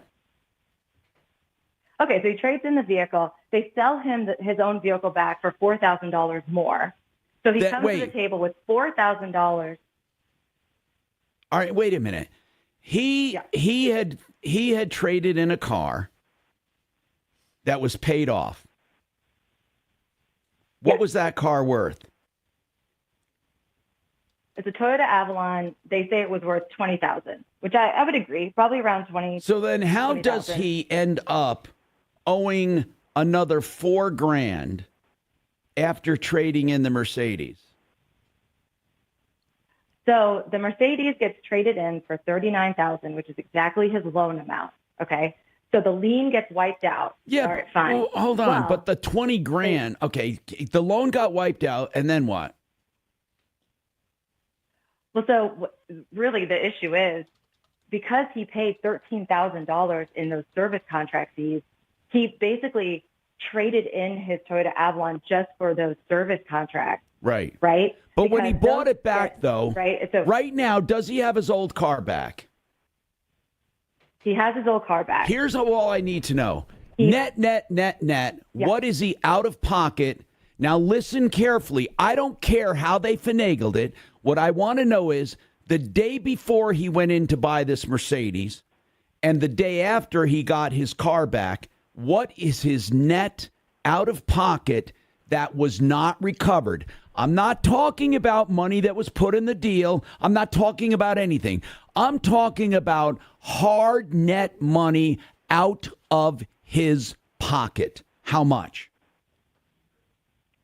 He paid in total $9,750 in cash, and he has a lien on the Avalon for the full purchase price of the Avalon. His lien is $32,663. Wait a minute. The Avalon, how much did they sell it to him for? $24,000. So he went in there and came out with his old car and a $27,000 loan. Yes, sir. And they sold him another service contract on the car that he already owned. They sold him a $5,000 service contract. But to on some the degree, Avalon. Raina, listen, these are scumbags. Yes. But to some degree, this guy's responsible for his own stupidity. I get it. Does he have a brain tumor or anything? Is his disability or death having to do with brain? No, but what he tells me is that he had gotten out of the hospital. He was in active chemotherapy. He was exhausted. They Raina, kept him waiting. Raina, he listen. had no idea. Raina, so that's what he's telling me. This is a screw job beyond screw jobs. Does he have a line of all the paperwork? I have all the paperwork. From the very beginning? The only things I don't have are the signed service contracts. I don't care about that. You have the very first time he bought the Mercedes and then the deal he made trading it back in. Yes, sir. Did he deal with the same salesperson each time? I think he still, I don't know. Raina, I need you to send me that stuff. I need to look at the contracts. Okay. And okay. How long ago did he trade it back and get his old car? Let me find that out. I believe that was on March 25th. So 1 month after. When you said that he is a client, what do you do? I'm a lemon law and auto fraud attorney in Denver. So you are an attorney, Raina? I'm an attorney, yeah. Thank you for calling us. Let's work together and destroy this. This is disgusting. So I love it, Tom. Thank you. Give me, no, this is disgusting. Give me that information off the air. Hey, Kachina, give her my private email, please, and have her send those contracts, and that'll put us in direct communication. Thank you, Raina, for caring. We have more coming up. Oh, so she has a client. So she wasn't, I thought, okay, got it. You got the lawyer from the lady with the I brain know. injury.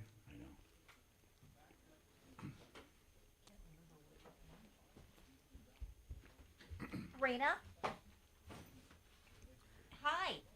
Okay. It was a bad deal. So it was a if you bad could send deal. that But the to lawyer, Martino, I mean, but the Mercedes dealership did the right thing. because it wasn't his car. ZeroResDenver.com, the only place I'll have in my home to clean carpets, and I'll tell you why. They use nothing but clean, purified, softened water.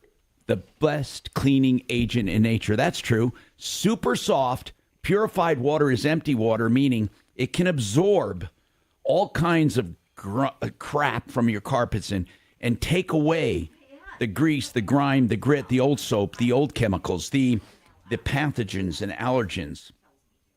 And then your carpets are zero resified. That means really clean with no residue left behind. And here's what that means. They dry faster, stay clean longer, and your house is healthier, including the inside air quality. It's just better all the way around. 3 rooms for about $119, and then you get $75 off duct cleaning because they do duct cleaning with the same system. They also do any surface in your home, including upholstery and mattresses. ZeroResDenver.com. You don't get any better. 303-471-5150. 303-471-5150. It's car day today. We're talking about cars. We're also talking about RVs. Lazy Days is the RV authority. They have locations all over the country. So when you do business with them, you have support. And they're great people for new and used RVs, everything from Class A's to pop-up campers. And they have a service facility, a brand new one right here in Colorado, exit 240 and I-25, LazyDays.com.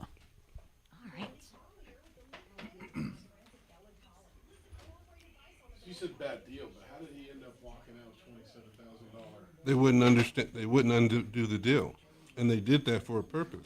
If they undid the deal, they would have had to give him back his car. So they didn't undo the deal. They said, "No, you keep the car. We'll allow you to get another car." So that they're. But he doesn't have both cars. They don't. They don't own. Hang on one second. So the dealership owns his car, and all they did was resell their car. The car doesn't belong to him anymore. So they just resold the car as if it was never his in the first place. But then what happens when they take the Mercedes back and resell it? They make money again because. Well, now they're up $70,000. That's what I'm saying. It was wrong, totally wrong. But I thought you said they did what they did was right. Just a bad deal. So it's not More like than a bad deal. No, we didn't say anything bad about it. No. it is that is true because the car doesn't belong to the older guy. And so you see what I mean? But because of how they did it, they were within the laws of the rules and regulations. No, I didn't say what they did was illegal. It was just a bad deal. Yeah, completely bad deal. Took advantage of somebody. Totally. Man, so that guy put money down on that original deal. $5,000 plus his car. 5? I thought it was 97. No, 5 plus his car. And when he came in to get his car back, he put another 47 down. So he's got 97 in cash plus his car. I need to make that notes here. So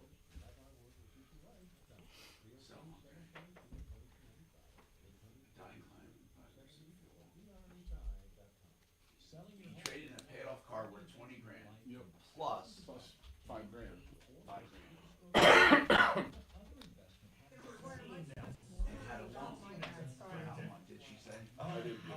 I thought the Mercedes was 39. But he walked away, the loan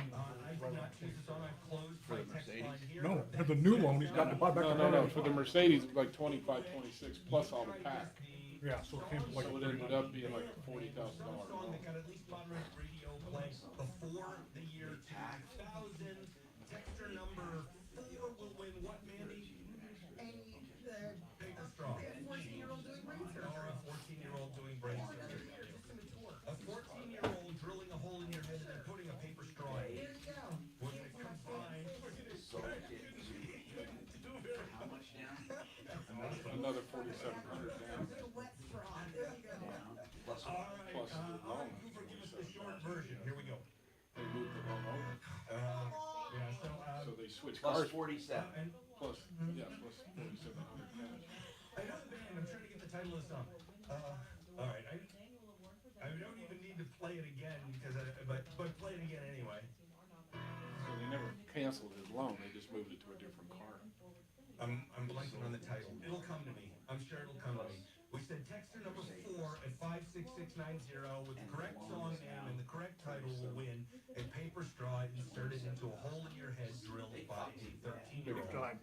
So now they have a Mercedes free and clear that they can resell for 40 plus. And they sold him the car he already owned. Sold him the car he already owned, so they netted $80,000 on this $40,000 Mercedes. Because Trajan Wealth, your trusted local fiduciary advisors. TrajanWealth.com. Hi, Tom Martino, your troubleshooter. Okay, earlier a woman called. She obviously did not have her complete wits about her. She was in an accident, and she had a closed head injury, was in a coma. She remembers being injured, going to an attorney, getting a settlement.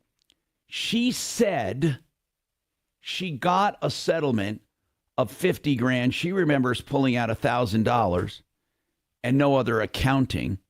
She said she used attorney Todd Bovo. We asked our personal injury attorney, one of our experts, John Fuller, how could this happen? He said, oh, Tom, there are all kinds of things that could happen. First, with her injury, it could be she's not remembering everything. Or number two, it could be that there was reimbursement to Medicare or Medicaid. It could be all kinds of things.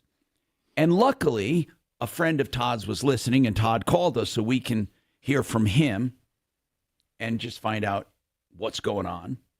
And again, we're not using any last names. We're not using any specifics here, just getting general information. So, Todd, thank you for calling. Sure, Tom. I'm a big fan. Love the show. Thank you. So, when you recall this settlement from years ago? When I received a text from this friend, I thought to myself, I know exactly who this is. And I called in your show, and I was right. It is one of the saddest situations that I've ever encountered. She was initially represented by Frank Gazar. And what I want your listeners to know is that coming up is the most dangerous day of the year for pedestrians, and it was for this client. It's Halloween. Oh. And she was out and walking, and unfortunately for us in Colorado, the Colorado minimums for to be insured is $25,000. Right. And so we were able to acquire the policy limits, and I don't think we charged her a fee, but she had hundreds of thousands of dollars in bills. Without going into specifics, she was a up and coming, vibrant, beautiful real estate agent, and I talked to her. This happened, I believe, in 2014, 2015. Yes, that's right. And she reaches out every year. And so what I think your listeners should know, and what most people don't know, is that when you're walking around on Halloween or any other day, and you get hit by somebody that doesn't have the right insurance or the Colorado minimum, if you have your own auto policy, your UM or UIM policy, that covers you like a halo, and it would have protected her. But she didn't have that. And she didn't have that. And so I visited her in the nursing home, and actually just a couple weeks ago I spoke with the fellow that she was with. These head injuries are the scariest thing that you can ever experience. These people lose everything. And she lost her entire career. Everything. But there was nowhere to collect. Nowhere to collect. No, and we did the best we could. We always do. We're in the business of making sure these clients can get. So, Todd, let me ask you something. She remembers getting $1,000. Was that accurate? I think it was much more than that, even though there were bills. So yeah. I'd have to look at the settlement memo, but I think it was a lot more than that, because we negotiated with all the bills and say, listen, we're in the business of providing this compensation for the clients, not paying hospital bills. Is she on disability right now? Yes. So she reaches out every year because she doesn't recall the details? Right. Oh, that's sad. That is so sad. She's a lovely, lovely woman, and I wish her the best, and I just wish that there was some way to repair the brain after that. But it, going out on Halloween, it frightens me, and make sure all those kids are safe because it's dangerous. And, it happens more on Halloween than any other day. And it ruined her life. It really did. So. And, and so you explain stuff to her, and then you inevitably get a call in a year or so? Oh, repeatedly. And that's what's most disheartening with these brain injuries is it doesn't matter how many times that you explain it, it just doesn't sink in. And it's hard. It's hard to understand because this woman was owed millions. For her injury, she should have millions. Right. And she was hit by the drunk FedEx driver. She wouldn't be in the situation that she's in. Right. She would at least have the treatment. Right. And it's just so sad. You're right. There's nothing people can do when they don't have insurance and the other person has no net worth. So I got a question. Is there a way, I never asked my insurance people this, I should. Is there any kind of a way to get any kind of an umbrella that would cover you in these situations if you don't have an auto policy? I don't know if there is. Relative? Well, even if you live with somebody in the home, you're covered. So you tried all kinds of options, and she had nothing that she could go to other than this individual. Yeah, and what a lot of people don't understand is they had coverage. We could have sued and got a verdict for millions, but what good does that do her when you have a client or a defendant that's non-collectible? You get a $20 million verdict, and the insurance company hands you a check for $25,000. Says they're on the hook for the rest. Right. So. All right. Well, listen, Todd Bovo, we certainly appreciate you shedding light on this. And you. Go to jail at least, Tom? Ask Tom if the guy went to jail. Was the guy punished by law enforcement, Todd, by the way? Did the guy get punished?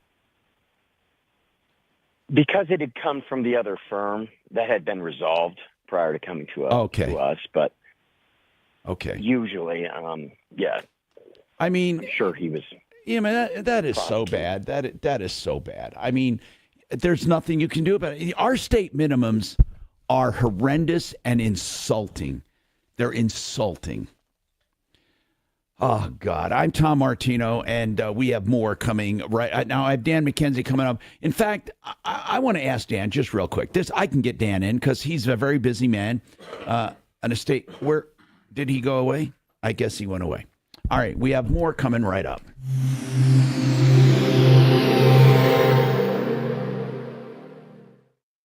KHOW Denver, 630 KHOW, an iHeartRadio station. Download the free iHeartRadio app for all your music, radio, and podcasts.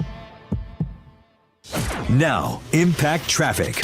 This report is sponsored by Progressive Insurance. Well, we got some good news on our drive as they just reopened. I mean, if anybody can declare bankruptcy, all right. I mean, she shouldn't have any. No, but if they wouldn't well, the goddamn. Yeah, we're also not getting top-level treatment. And she was a top of the game real estate agent, broker. Wow. Is that fucking sad? I don't want to be political, but it's probably a illegal immigrant. I mean, you can't believe what's going on in Europe, in Ireland, in Hungary. Well, no, it's going on in the world. In Germany. Yeah. They are, I mean, just all these. I don't have anything for you. That organizations are taking over, and I got a spot coming up soon. Sentiment is just, but it's boiling over. They do this. I was just watching a thing on Ireland last night. When, they're not really, it's all good. Frank Duran, therealestateman.com. Frank is famous for selling things faster, real estate, faster for more money than almost anyone, certainly better than any of the market averages. And he can show you, all you have to do is hire him. I've used him for several real estate deals, and everyone I know uses him. In fact, Frank has proven himself over and over again. I can personally vouch for him personally. 5? I've never seen anyone better at the dealing with real estate. Frank Duran, therealestateman.com, 303-920-1622.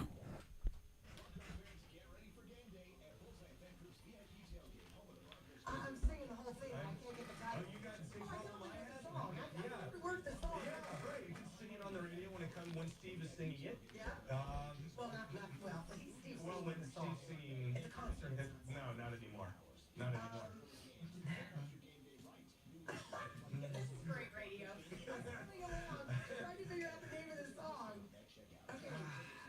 It's on the text line, and they're all like, you freaking morons. I don't have the text line open right now, but I can open again if I need to. We both know it's Journey. Yeah.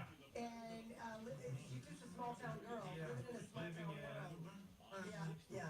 Midnight train going anywhere. And then the title of the song, I think, is right after that. All right, play it longer. Okay, there you go. Yeah. Okay, keep good. Play it again, Cooper. Play a longer version. Do you have a real, like, whatever the longest one is that Dragon gave you, go ahead and play that one. And in the meantime, Mandy, what do you have coming up? Oh, I got all kinds of stuff. I got Danielle Drinsky. I'm going to play your audio with the governor and get her reaction. Potter sold into the We cyber also truck. have Ken Witt. He is No, I've seen a lot out there, though. My goodness. Ronnie, are you guys doing a lot of leases? Oh, yeah, we do a lot of leases. talk about what they've done down there in Woodland Park, which was so controversial.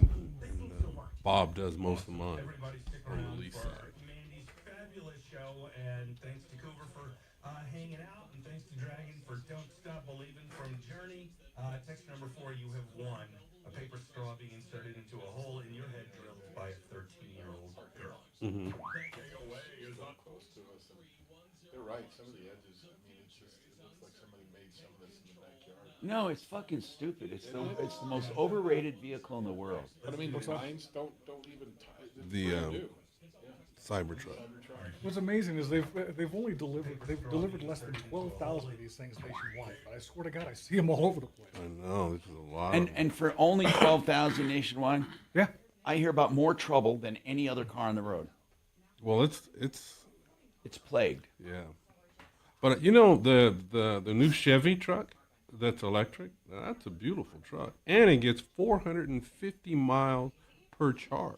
What if you're towing though? Is it a big truck? I don't know about that part. That's Is it the part. big? Is it big? Yeah, it's the full size. I get a little over three. It's about 90 grams, about the same with the cider. Do you charge every night? Yeah. You wouldn't really know until you actually do it. Aren't you supposed to allow them to discharge from time to time to keep the batteries healthy? Well, no, I mean, I charge up. If it gets down to like, 70 and less, I charge every night. I think that's. I don't know. They don't have memories like They don't do they? like the old cell phones used to have to let your cell phone. I don't every believe once it. in a while. No, I I've been don't. charging the cell phone for 20 years. And it keeps. It's You probably haven't charged had by that now. phone for 20 years, Tom. Well, you know what I mean. It's called hyperbole. Is You it wanna hy- make a point. It's called a gross exaggeration. Well, it's hyperbole. Yeah.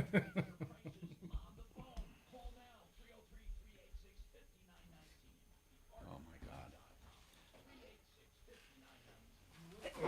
Isn't it? Allergies? I don't know. Every once in a while, I get a sneezing attack. I'm in here or at home. So it's not just Doc. There was a UFO sighting. Did you hear about it? For a few of them. When and where was this one? I don't know. Is he talking about that balloon? Oh, somebody's talking about a balloon sighting this morning. Yeah. Put some salt on them. I heard that on the radio. Like another Chinese balloon? Similar too, yeah, that kind of a thing.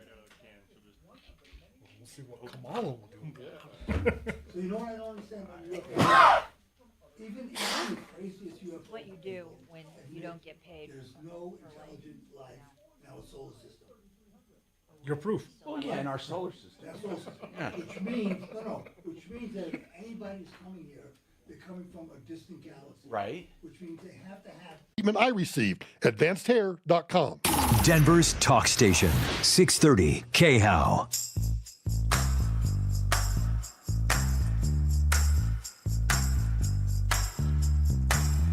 Hello, Tom Martino here, 303-713-TALK, 713-8255, ProBitEnergy.com.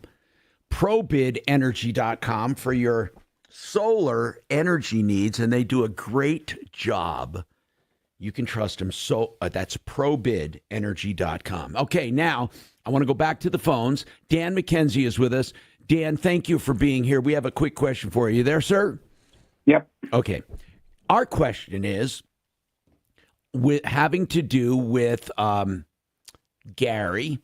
And Gary said that his father died, and his father died May 1st. His niece is the personal representative. According to the will, the nephew got the house, the niece got the bank account, but they don't know how much. And the other siblings are supposed to get something, but he doesn't know what. How does he get information? Isn't that your question, Gary? What is your right to information, if any? Yeah, exactly. How do I get an accounting of the will and an accounting of his fiduciary stuff? Because I'm hearing two different stories. When my father was, I'm trying to make, let's make a real quick, simple deal out of it. My mom died in May of 23, and my dad was ready to die. They'd been married 74 years. My dad was ready to die then. So he went back to Kansas. He lives in the mountains here. He went back to Kansas for the winter, and he decided he wanted to come home and die in his house in April of this year.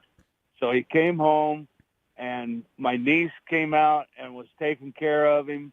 And sometime between the time my mom died, when my mom died, they went in and changed the will. And what my dad told me was he made my daughter and the nephew that got the house as, because, you know, the, what do you call it? The personal representative. What does this have to do with anything? You just want to know how to get an accounting, right? Dan, how does he get an accounting of the will? Well, yeah, and how the four the four people that are supposed to be able to divide the stuff up. She's divided everything up and said, "Okay, this is what you get. This is what we get that, Gary. Gary, we get that. That's what an accounting is. I mean, you want to know if you're mentioned in the will and how you're mentioned. You didn't get a copy of the will, is that right? Yeah, I did get a copy. Okay, of the will. well, in that will, what does it say about you and your brothers? Because that's who you're concerned about. What does it say? Right, it says she's the personal representative. I get it. What does it say about you and your brothers, Gary?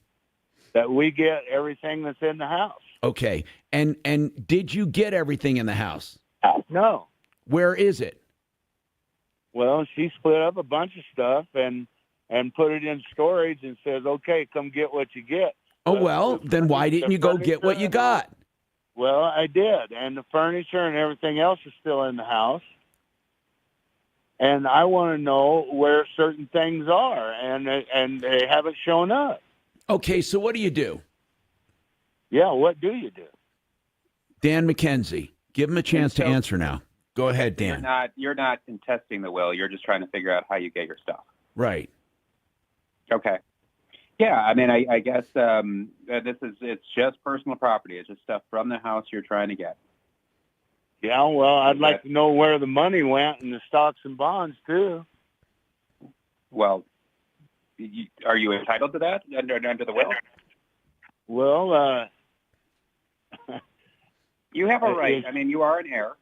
You know, even if you've been cut out of the will entirely, you have an heir. Is she entitled to it?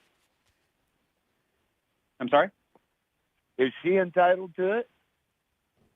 I mean, it just depends on what the will says, and if you're going to contest that will and say, "Hey, this will was made under, somebody was pressuring her to do this inappropriately, or she didn't have capacity, she didn't know what she was doing at the time." Those are the usual common ways to contest a will. If you're not contesting the will, certainly, you should get what the will says you're supposed to get, but they do have some time to figure that out as far as, how are we going to make this available and how are we going to get it to you and all that kind of stuff. Have you asked? Have you asked what the plan is? Yes, I've asked her. And I've asked her. Will they give you information? Yeah, exactly. I can't get any information. But I think you did get information. I think she got the bank account, he got the house, the nephew and niece, and you guys get the stuff in the storage unit. I don't know if she got the bank account or not. It doesn't say that in the will. You know, he brings up a good point. Let's just ask it like it is, okay? Dan, I've asked you this a million times. People always have questions about wills. They do. If they're not part of it, they have a question about it. Or if they are part of it, but they're not the representative, is there a requirement that the personal representative or the attorney or someone makes a full accounting of what went where? Yes, to people who have an interest in the estate, for sure. And even a disinherited person has an interest in the estate. As far as getting the will, you know, as we've discussed, the will is required. Like whoever has a copy of the will is required to lodge it with the county probate court. That means hand it over to the county probate court, whether there's going to be probate or not. They have to give it to them.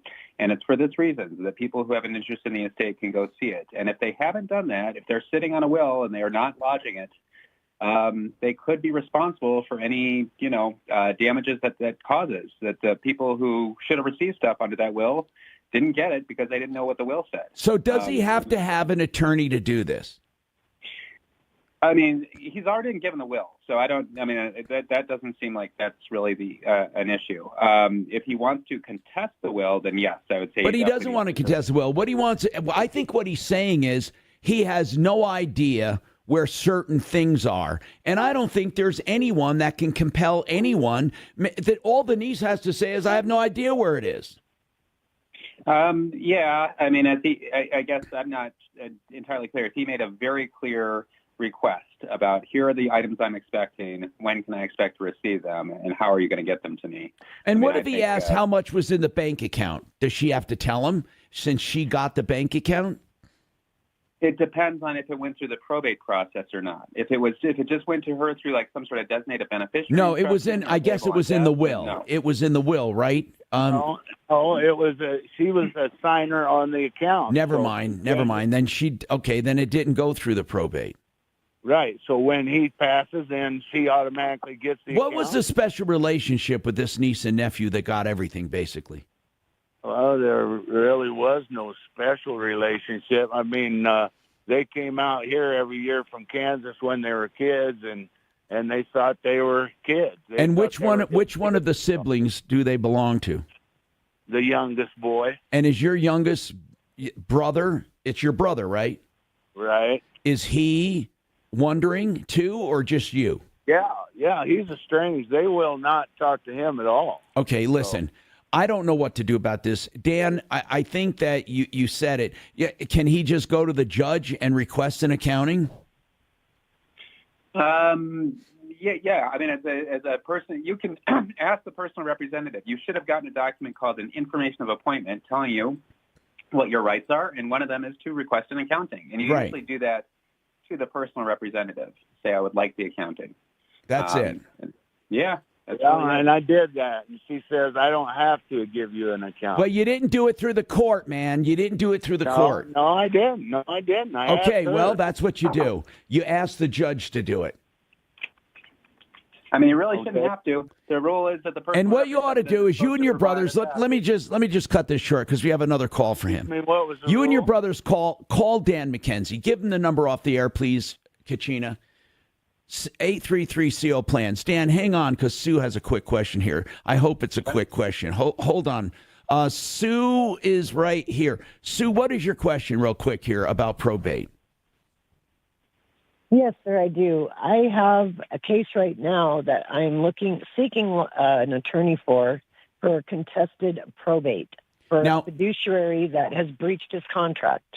So what are you saying, a fiduciary, another attorney, or the personal representative, or who breached the contract? The personal representative. My son used to be the power of attorney, and then my sister went behind our backs during COVID, and she got conservatorship, and she took away the medical part, the caregiving, and she put it onto her. I was my dad's caregiver. And now she's the caregiver now. Well, she was.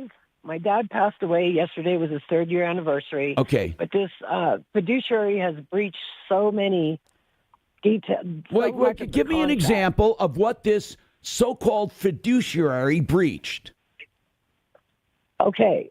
First of all, he did not take care of the properties, and they started going downhill. He took $100,000 out of my dad's money to sue a family member that nobody else was suing. He has no right to misappropriate my Who father's is this funds. he? Who is he? What is he? Your brother? He's a conservator. Is he your brother?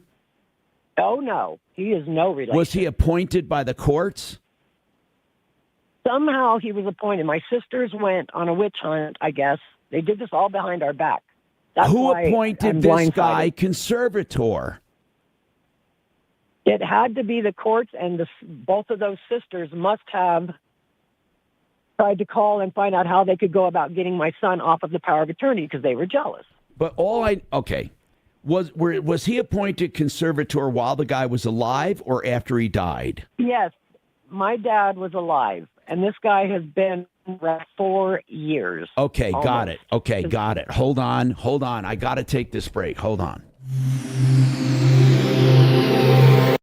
Jesus Christ.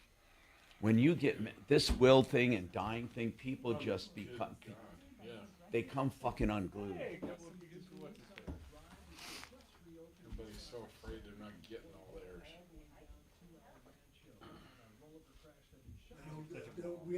I have 4 brothers, 2 brothers and 2 sisters, Mhm. and we just put in my parents' will that the money, whatever's left if they pass away, it's evenly divided among the grandchildren.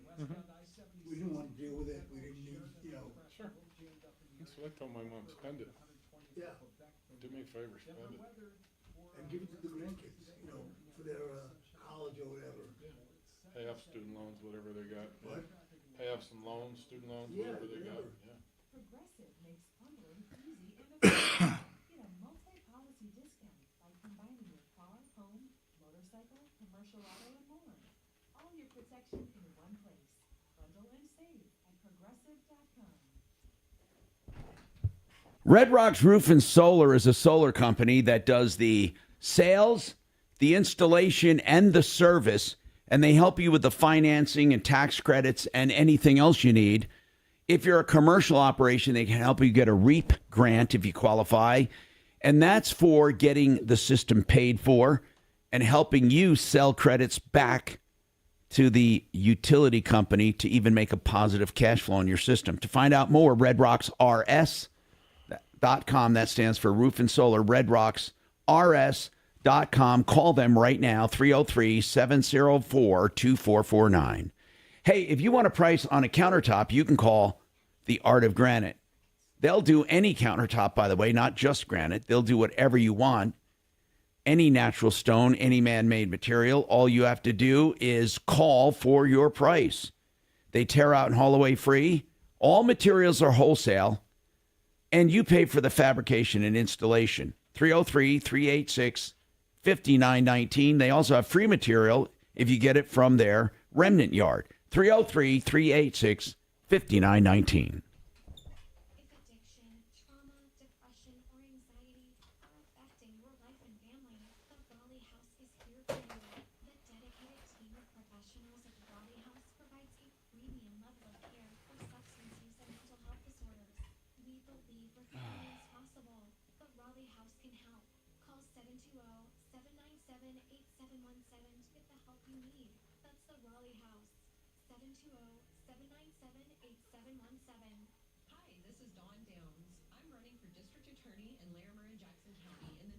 So they don't know if that's a weather balloon or not?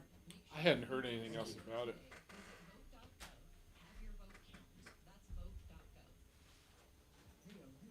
What happens if that opens up in your backpack? You take it out and dump it back in?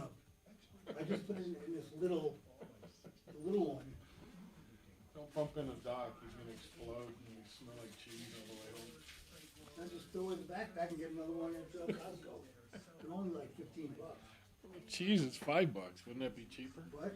Wouldn't it be cheaper to just No, buy I the like cheese? this kind of cheese. A lot of stores don't have the pecorino romano. They just have regular Parmesan. Oh. Go to Tony's, you can overpay for it there. I like Tony's stuff. Fuck, it's overpriced. Like if you go to Costco, they have these big wedges that are like $20. Mhm. They'll last me like 5 years. Yeah. Especially if you keep taking it home from here.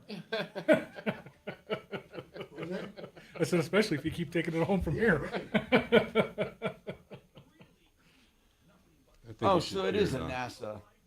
Well, you know, if Tom would pay me $1 an hour, I could afford to buy cheese.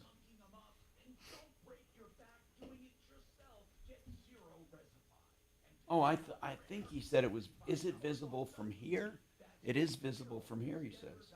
There were some people were calling into the Brown show or something, or IMing him, asking him about the balloon. I didn't How know. I heard it.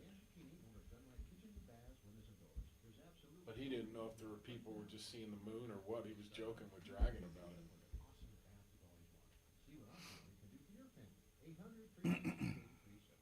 It can be scary to navigate the sale of your largest asset, your home. It's Marty Lenz with a message that should calm your fears from real estate expert and friend Gabriel and Empower Home Team with These guys bought a lot of fucking time on this station. I didn't realize. Colorado Money Matters, yeah. Shit, yeah. I didn't realize they could buy that much time in the afternoon on a. Beverly, I apologize. They're on their show. That show's Patient on a little every bit longer, Sunday. we'll get you on, Money okay? Matters. Money Morning. Matters. With Every Terrell show. Davis. Okay, no Mhm. problem. Right after Fox Sunday. And now All it's right, on Bruce, during the just week. be patient with me, and we'll get I think you it's on just as a soon as recording. possible, I don't okay? think it's live. I think it's just. Okay. Yeah. Well, I'm going to be doing some major marketing soon because of my company, after being private for 6 years, I'm this far from state and SEC registration. What's your company? Wave 8 Wealth Management, but it was only for me. And then I had some friends, and then it got to a point where I said I should share this with others. So I'm really close to it, like within days of a registration. It's a lot of hoops, isn't it? Yeah, of course. Oh yeah, because of Bernie Madoff and stuff. I mean, I'm glad there are a lot of hoops. You're not going to be a scumbag and be in that business. But the way we're going to compete is very easy. Very easy. Because everyone has the same model. They're like Remax agents. I mean, they take a spread and put your... It's Ryan Schuling. Tricia Calvarese, Democrat opponent of Representative Lauren Boebert in Colorado's 4th District, recaps her debate with the Congresswoman. And Christian Toto, Hollywood and Toto.com, recaps Reagan and previews Am I Racist, coming to theaters starting at 2 on 630 KHOW.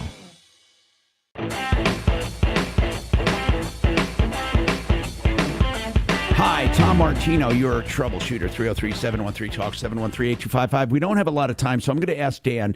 Dan, if there is, we've had this come up a lot of times before, Mackenzie Law, Dan, coplans.co. If you have somebody appointed, a public trustee or whatever they call them, and you don't like what they're doing, what do you do as heirs of the estate? What do you do? Especially when everyone's fighting. Yeah, I mean, you have a couple. I mean, certainly you can ask a court to replace that person. Something less dramatic than that is just ask that the person be supervised by the court. Usually, in most probates, the personal representative is out there doing the stuff they need to do, and the court's not really checking unless specifically being asked. And We so you hear a can lot of complaints, though, about conservators. Yeah. They're naturally hated because the family doesn't want them. Sue, I'll talk to you after the break. Dan Mackenzie Law, it's 833-CO plans, but this is something we need to talk about because there's too many bad ones out there. Plumbing, heating, cooling. There are so. How expensive is it to hire an attorney? If your family does not get along, it would be better to give in to whoever is fucking up and say wants 50 grand more than once a conservator takes over, in their mind, they're going to get a third. I don't give a shit what you say in their mind. If you have $1 million estate, now you guys have a $600,000 estate. I don't care, or 630. These people, they rape and pillage. Yeah. They take everything. They charge monthly fees. Every time you call them, there's a charge.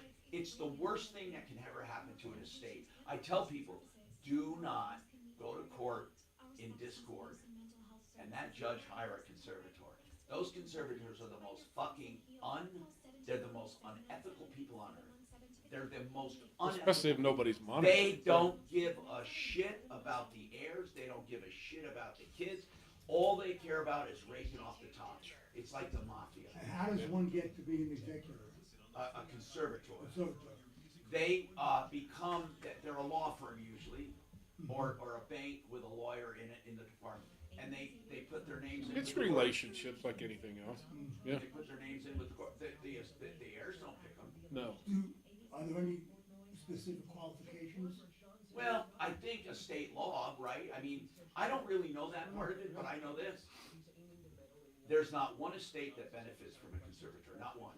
Not one. So what's the better answer to that? When you don't get along, you better get fucking along. Well, I mean, if you don't, though, I mean, what's the better answer? Do you bring a family member to be the conservator?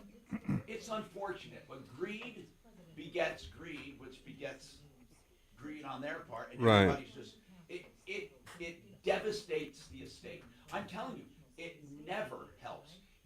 If another person, if you have 5 siblings, Mhm. and one of them wants twice as much, it's better To give them. fucking do that than to hire a conservator, even though it grates you the wrong way. Now, I'm not suggesting you give in like that, but you certainly need that. If everyone had their own goddamn attorney and did mediation, it would be better.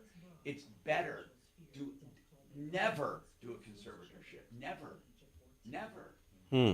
They're the most evil people on earth because they come in for a dead person's estate. They don't give a shit about it. They don't have a client. It's not a lot of repeat business. Mhm. They don't, and they don't have a client.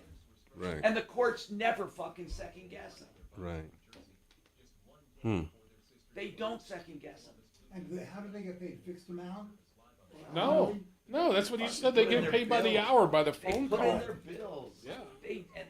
Wow. What a deal. And then they have their friends, the accountants, and their friends, it's just all bullshit. Everybody's feeding off it. Like bankruptcy trustees. I mean, they have no clients.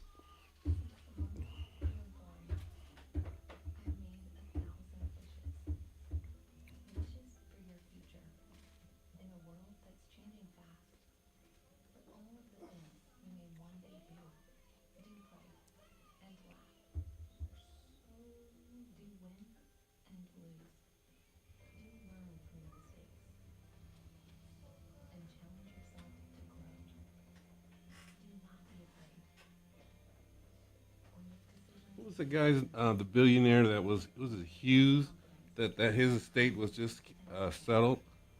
Could be Howard Hughes. Howard Hughes. I think it was just settled like 5 years ago or 10 years ago. Could have been. I mean, it took a whole accounting firm to Right. undo all I'm this. telling you, man. Can you imagine that? One of Bill? the worst things. I don't know what to tell families. There should be a mediator. In fact, I ought to start a legal mediation service for siblings and heirs that don't get along. They will save such a ton. If you just explain to them what a conservator does, they all want to go to court and get their fucking brother out of there. I don't want you to be the conservator. And once a stranger steps in, it's over. You know, but Can you imagine working with that mess every day, though? I don't know how you'd have the energy for that. Divorce lawyers put up with Yeah, every that's day. true. That's true. Yeah. But Yeah, but they're only hearing That's one another side thing. of it. Wait, that's another thing about divorce too. if you don't get along, they love it. I had a friend that their divorce got so nasty they were fighting over the frozen Totinos inside the freaking 99-cent pizza, dude. You realize what you're Well, my ex was insane. Her lawyer gave me a list of what they want. I said, okay. And he's, whoa. What do you mean, okay? I said, yeah, we're good. Done and done. And then all of a sudden, he's like, we got to look into this. He's going too easy. It's like, what, are you kidding me? Yeah, and it did. It drug on, and she got stuck with a $40,000 legal bill because she was the one that just kept pushing things off. She got nothing minus $40,000. Congratulations. Yeah, we just avoided lawyers. That was. I tried to. Yeah. I know, it's great. She said, if your wife says yes, this is yours, this is mine. But if she says I want to have your fucking practice that you built over 30 years, let's say, or I want to have, I mean, if you guys agree, Don and I split everything up before then we called an attorney mediator. We never had our own attorneys. Sure. And we went to them and we just signed, and it was $2,500.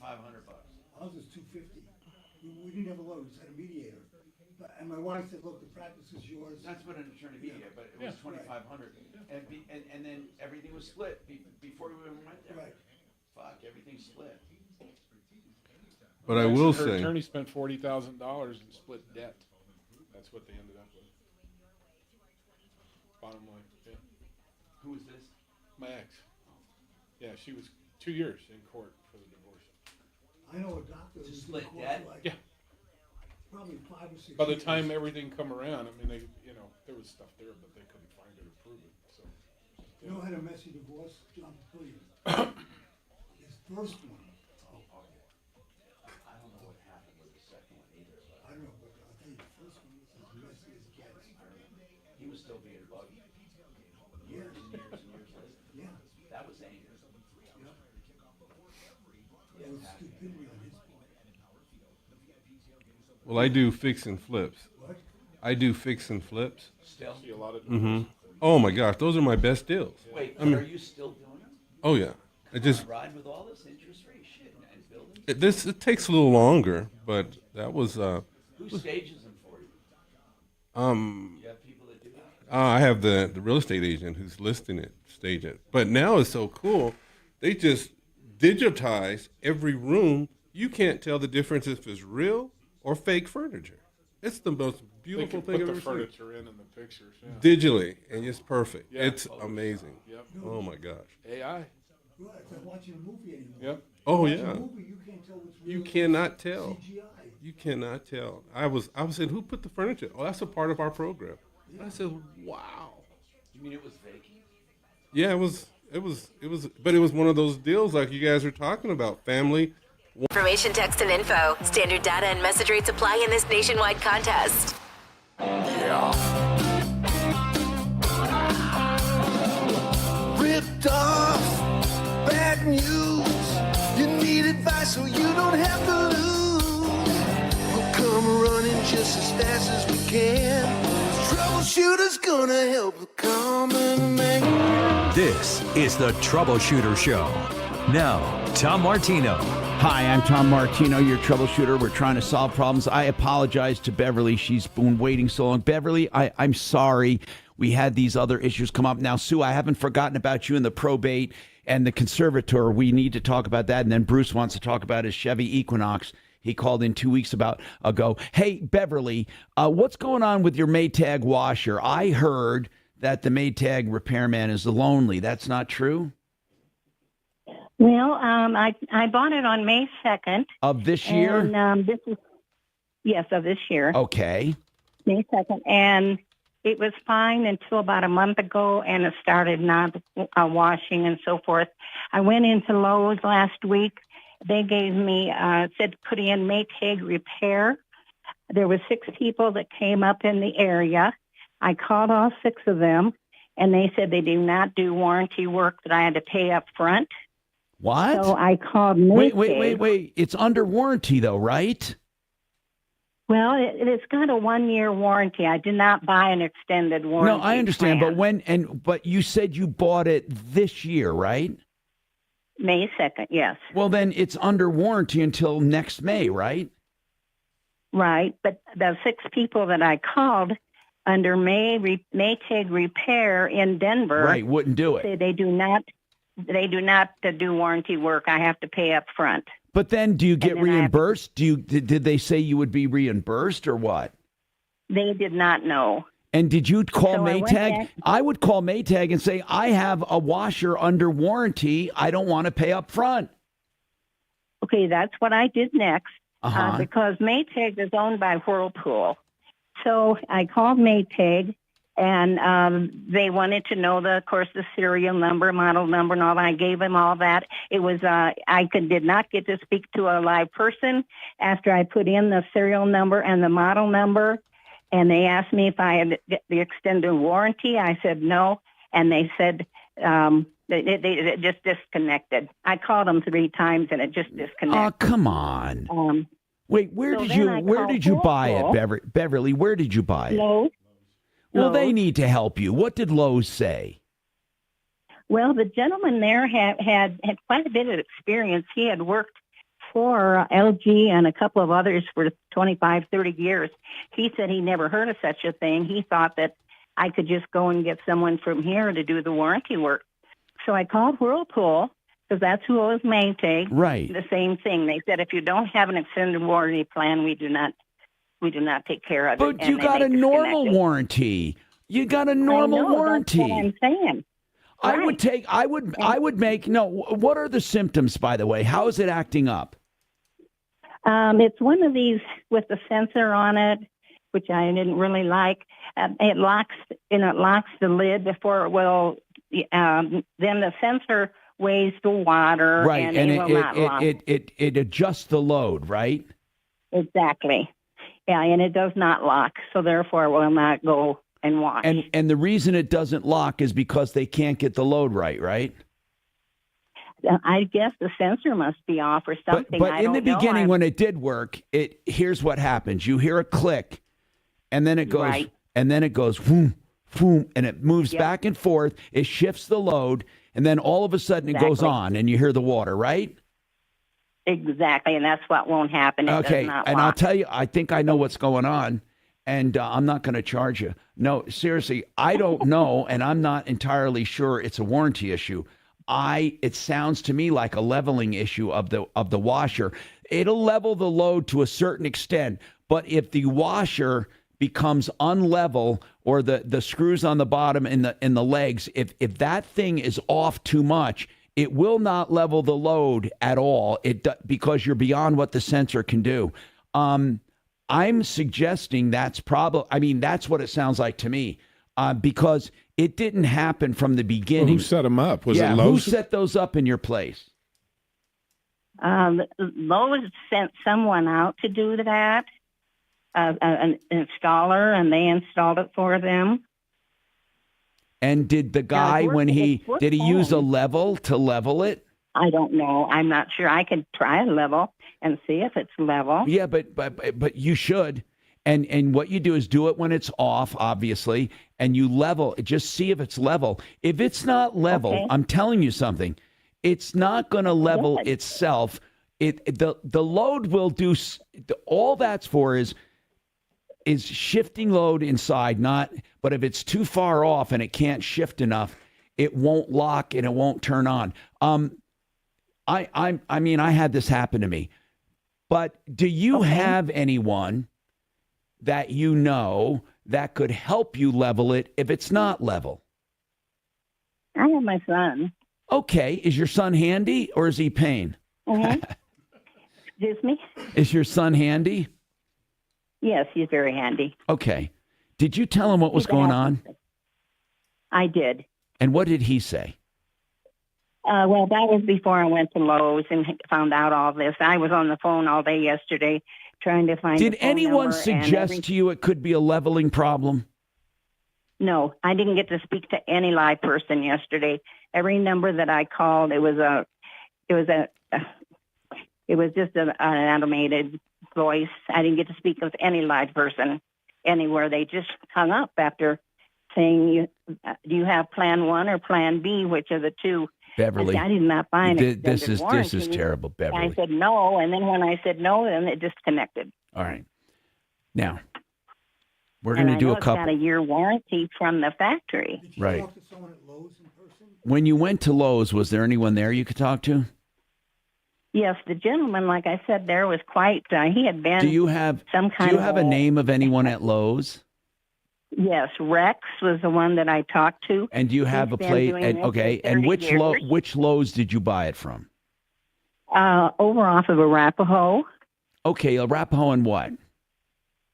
I think it's Arapahoe and Dayton? Is it Dayton? Then I don't know if it's on Dayton. Is it? Yeah, it's over by. It's right across from. Home Doc, Depot. why don't you stop in there for her? Talk to Rex. Is that Yeah, near Rex where you is are?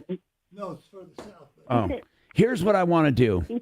Beverly, I want you to talk first to your son and just ask him if he could check to see if your washer is level and if he could adjust the legs if it's not level to make it level. Okay. If it is level, perfectly level, we're going to call Lowe's. Lowe's should not leave you hanging like this. They should intercede if you're having this much trouble. And Yeah, Deputy I did Doc, think I'm going to give this to one of my deputies. We call him our volunteer Doc. He's going to help you. We will help you get some attention. Okay? Okay, that sounds wonderful. Okay, you hang on, dear. First, I want you to check with your son, though, and Doc will even talk to your son if he has any questions on what we're talking about. So hold on. Kachina, get this information from Beverly for Doc. 303-713-TALK, 713-8255. Yeah, this is, I'm sorry.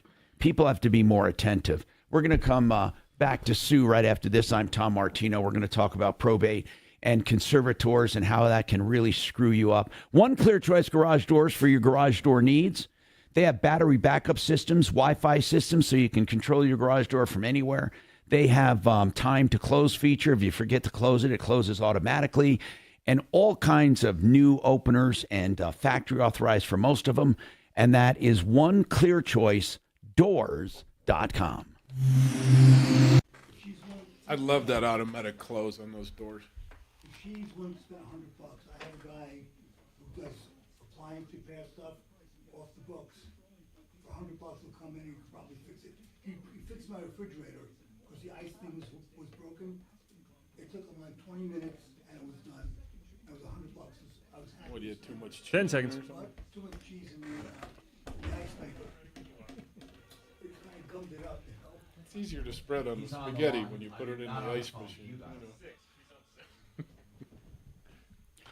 I want to talk to John Fuller, our personal injury expert. And John, I think it's important to talk about the things that people wonder when they hire an attorney. First and foremost, can you go over some of the mistakes and some of the things people can do and some of the things you can do for them? Well, I think the important thing is that, we recognize that getting into an accident is something that most people, may only do once or twice in their whole life. And so I can assure you that they're way more complicated than I ever thought they were when I began to practice this area of law. And what we bring to the table is just total management of the claims process. So we're going to help you get the medical care that you need. We're going to help you figure out how to apply different medical benefits that you have, whether it is MedPay, Medicaid, Medicare, private health insurance, lien management, whatever it may be. We're going to help you do it the right way. Exactly. So you get the care that you need without going head over heels into debt or, otherwise just making mistakes that reduce the effectiveness of the coverage that you have. Once we get done managing the building blocks of your case, then we go to work attacking the other insurance company in whatever way is necessary, be it through the demand and negotiation process, or if we have to actually litigate and take the case all the way to trial if necessary. But our singular goal throughout the entire process is to get the very best outcome possible and to put our client through as small amount of brain damage as we can in terms of just going through this process so that they can focus on getting better and getting their lives back on track. That's what we do, Tom. Yeah, and in a nutshell here, should people wait to see a doctor? Should they talk to you first? Or what do you recommend when it comes to medical treatment? Okay. Yeah, well, we're available to talk to people as quickly as right when the dust clears from the accident. But I think in a nutshell, it's important to know, in some states, if you don't go to the doctor quickly enough, they can avoid even having to pay for your medical care. And thankfully, we don't have that law in Colorado. But the more time that you don't go to the doctor, the more time that allows an insurance company to come back and suggest that you weren't hurt at all. Uh-huh. And that's really the risk that we run, is that it can be held against you that you tried to tough it out and do home exercises or home stretching or take over-the-counter stuff. They're going to turn around and say that's proof positive that you really weren't hurt at all. And so it's important that you get in, get checked out. If you want to try to, go at it your own, at least have a doctor tell you these are the exercises you should do and these are the steps that you should take. And more importantly, this is when you should come back if you don't make the progress that you're looking for in recovery. Thank you. And that's John Fuller. Call him at the first sign of trouble. If you need legal advice, you want to find out what a case is worth, where you can collect, what your next steps are, personalinjuryco.com, 303-597-4500, 597-4500. Hey, simplyfloorsinc.com. That's where you get floor coverings of all kinds, from hardwoods, laminates, veneers, and luxury vinyl planking, including carpeting, of course. Whatever you need, they have, and they have the expertise to tell you where it goes best.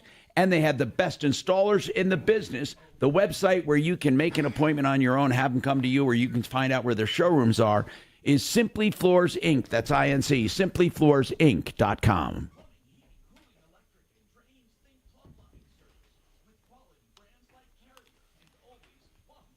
So this guy that had this mentally ill son who was begging for counseling and help, he's being charged with murder.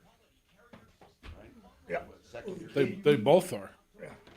The kid is, but the father's involuntary manslaughter, is it, or what? Also murder. Also murder. Second degree. Oh, second degree murder. Yeah. Yeah, he bought him and I heard it was an AK. But yeah, bought him the AK. He interchanged those terminologies so much. After knowing what he was saying. And exactly. Not only that, but then the kid had access to the gun. Well, unfettered. He could take it. Yeah, evidently. Because if the kid had to break into something, school. Yeah, if the kid had to break into a safe or something in order to get it, then he's got a viable defense. Hey, I did everything to keep it away from this kid. But evidently, thanks for calling the case. Wow.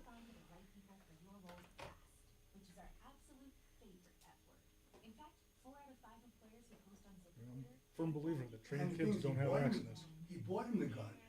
For Christmas, yeah. That's even more damaging. Well, that doesn't matter. Well, you can give him a gun, but then he locks it in the gun case. He locks it in the gun case, and they both go out shoot, and he has his own gun. That's fine. Yeah, it's legal. Come home, you lock it up. Yeah. 14-year-olds don't have a brain. Not till the 25. At least 25. Yeah. And then when did it quit? What? When did it quit? It quit when I was 65. 40 years of good brain activity. And the last 15 years have been going down. I'm telling you, my recall, I can really tell a difference. Oh, yeah. Like if I watch a quiz show or I'm talking to somebody, the recall just takes me longer and longer every time. Stop calling. You know what I think is best about it, though? You can start reading the book, and you don't realize you've read it until you're about halfway through it. It's like, it starts sounding familiar after a while. It's like, God, what the hell? Movies. Do you? Yeah. I'll click on something on Netflix. So shit, I saw this last week. But you don't realize it until you're like 15 minutes into it or something. Yeah. Exactly. Okay.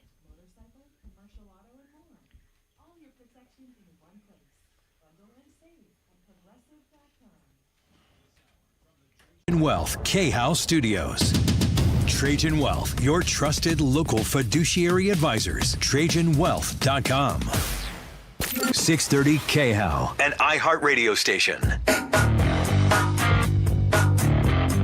Hey, Tom Martino, your troubleshooter, 303-713-TALK, 303-713-8255. Welcome to the show, 888heating.com. If you're looking for someone to check your furnace before winter and you want honest opinion of old equipment being replaced, call the team, 303-770-2776, 770-2776. Okay, the Chevy Equinox, what the heck? You called in a while ago, Bruce. I'm trying to find your other call, so let's talk about that. We got our experts here, and let's talk, Bruce. What's going on with your Equinox? Hey, guys. I called you guys on a couple weeks ago, but I had a 2014 Chevy Equinox, 125,000 miles, and when it's very hot out, I live in Texas. Yeah, fuel. It was a fuel delivery problem. Yep, exactly. And so we thought it was either the pump in the tank or the high pressure fuel pump. Yeah. And so I was thinking it was in the tank. I thought it was that pump. So I'm looking these pumps up online, and my wife goes on the Chat GPT. Figure this out. I says, hey, why doesn't my car start after I fill it up on hot days? And Chat GPT came back and said, check your evap purge solenoid that's on it. It could be one of two things. There's one on the motor and there's one at the tank. And so I changed the one on the motor. It was $28. Problem went away. Never had a problem. I with it love again. Chat. I ought to invite Yeah. Chat on the show on car days. It's crazy. It's crazy that it came up with that. So. Wow. Yeah, that's actually pretty common failure. Is it? Is very much so. So that I'm so happy that worked out for you, man. You know, people use Chat for their car symptoms. I had, what did I say? Let's see. What did I put in one time? I was having excessive smoke and leakage and some low pressure. And they said, how old are you? Just kidding. I like Chat, though. I should have said on my car, 303-713-8255. Back to Sue. Sue, okay, I wanted to wait, so I had some time. Here, let's talk about this. Okay. We were having this discussion off the air, and I want to have it with you, and we had it with our attorney. Whenever in a state, I just want to say this up front, whenever in a state where people don't get along, no matter who it is, if the heirs don't get along, and they hire a conservator, you can kiss goodbye about a third of the estate or more, because conservators. Yeah, I know. What's that? I know. Yep. Believe me, it's been a nightmare. Yep. As soon as they take I have over, been treated like the family dog because I'm the youngest. and here's the deal, Sue: when a conservator takes over, they don't think in their minds, "How do I take care of this estate for the heirs?" They don't think, how do I take care of the person? Here's what they think. And I don't give a good damn who's listening and who gets offended if you're a conservator. The very first thing they think, how much is in How it? much money can I make? Exactly. That is the way of the world. So they My want dad to. never wanted it to go there. He had a will. They undid the will. Well, I don't know why they did. They claim there was undue influence. Is that why they undid the will? No, they undid. I really don't know how they undid the will or why. Like Well, I only said, the I was court would kept let on- him. Only the court would let him do that. Did they undo the will after the death or before death? No, it was after the death because, I didn't even get the deed until last year. My dad passed away 2021. Yesterday was 3 years that he has been gone. How many heirs are there? And- Is you and who else? Me and a sister in California, a sister here, and a brother that lives here. So there's 4 of you. And the 2 that lived here split one of the houses, the cost of the house.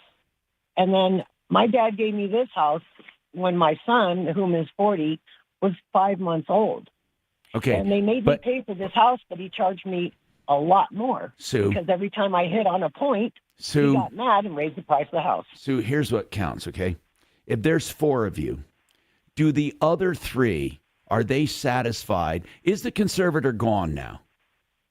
No, he is still here causing problems. He misappropriated my Wait, dad's after funds. He 3 broke years, his after fiduciary 3 years, duty. you still have this conservator.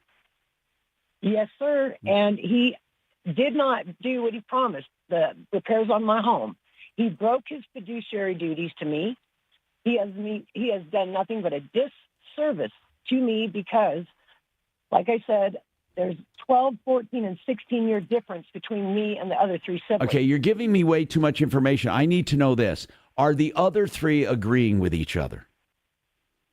Of course, they started it, and my Okay. brother just goes along with it because he's scared. Okay, so the other 3 are not objecting to the conservator. Oh, no. Okay, then I'm going to tell you It's something. all Listen, going in their favor. Why Sue, would they? Sue. The will in the will, were you supposed to get an equal portion? Yes, sir. We were all supposed to get a quarter, and that has not been done yet either. Okay. So are I you had to file a claiming contempt of are court. you claiming the Send me the lawyer. Are you claiming the conservator is siding with the other 3 unjustly? Yes, Why? because he has left me out of every decision. When I said no to the sale of my father's properties, he was in real estate and he had some rental properties. He did not want them sold. Whenever anybody objected, it was supposed to go back through court, no matter who it was. It never reached that point. They went over my head like, don't worry about her. She's just a family dog, and we're just going to deal with this ourselves. Okay. Well, And that's how it made me feel. Like I've been bullied who said it for was 3 years. who said it was supposed to go back to court? The conservator said if anybody in the courts, when we had the meeting on the phone with the courts via, when you Yeah. call in, Yeah. they said that if anybody objected to anything in the will, it would have to go back to court. Right. Right. Funny how that never happened, though. Okay. And funny how the the conservators don't have a boss. Right. That is not fair. That's right. Why? But actually, though, the problem here is if the conservator was doing things against all of your wishes, you guys could all get together and remove the conservator.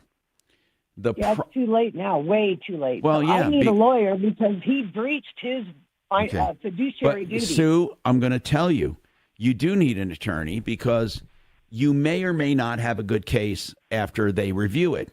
Just because you disagree with a conservator doesn't mean they breached their duty. I'm not saying they didn't. I'm just saying whether you agree or not is not the standard they use.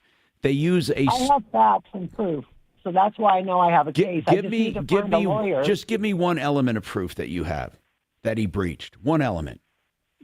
Okay, he was supposed to upkeep these properties until we got the deeds. They were still considered to be rental properties. He did not fix the plumbing in my home, and now it's wreaking havoc. And he did not fix the electrical panel that he said he was going to do. And we're having problems with that now as well. And there is a He's written chipping the document breaker that with the says the estate is supposed to upkeep the house. Well, that's the conservator's job. Is a fiduciary is supposed to upkeep the rental properties, Okay. keep them in a living standard. Sue, That that's is not their going to be duty. that's not going to be considered fraud, okay? What you need to do is you're right. You do need to talk to an attorney. But I'm going to warn you. If an attorney neglects to take the case, that's going to be your signal that it's not a good case. Now, they're not going to work on contingency. Do you have a retainer for an attorney? Well, I'm going to have to come up with one somehow because my dad was in the military 30 years. Sue, all of and that. He let my Sue, all of that doesn't matter right now. I'm trying to find an attorney for you. What I'm saying is this: I want you to know what you're facing, because the other three are against you. I'm afraid to say too much on air. Sue, you don't have to say too much. I'm telling you, based on what you're telling me, because the conservator and the other three speak in unison and you're the odd man out, you're going to have an uphill battle. When you go to court, there's got to be hard evidence of fraud and breach. Hard evidence, not your opinion. That's all I'm telling you. And here's what I'm going to tell you. When people call me, I think I do them a service by telling them the truth. It's going to cost you a $5,000 retainer up front, okay, with any estate attorney, $5,000 up front, and then you're going to have to go through the motions. My prediction is if you are going to challenge the will and challenge what the conservator did, you're looking at a minimum of $25,000 in legal proceedings. Those Right. He tried to sue my son, Okay. and he Sue? lost that case. Sue, you may win, but I'm just trying to prepare you. You're going to have $5,000 up front, and it's probably going to cost you another $20,000 just to get to court. That's $25,000. So what I'm hoping is if you win, it's going to be worth $25,000 to you because you will not be awarded attorney's fees. I'm just telling you, most likely you will not be. Now, if you want to call attorneys, I have suggestions for you, okay? Okay. Dan McKenzie is one of them. He was on the show. And I'm going to give you the number. And Dan McKenzie will do it by the hour, and he'll give you an estimate, but it's going to be by the hour. He's a smaller firm. He's a good guy. It's 833 CO Plans. CO Plans? Yes, CO Plans, PLANS. That he's local, but that's his number, 833 CO Plans. Now, the other attorneys I recommend that you check with, talk to both of them. Here's what I like about these guys, Keel and Park. I like both of them, Keel and Park and McKenzie. But with Keel and Park, they will give you a flat rate up front on what this case may cost. It will never go above that. It could go below it, okay? Okay. They're at 970 818 8198. I wish you the best, but I'm just saying you got a real problem here because of the not insurmountable, the odds against you. When you have the other heirs siding with a conservator, it's very, very difficult.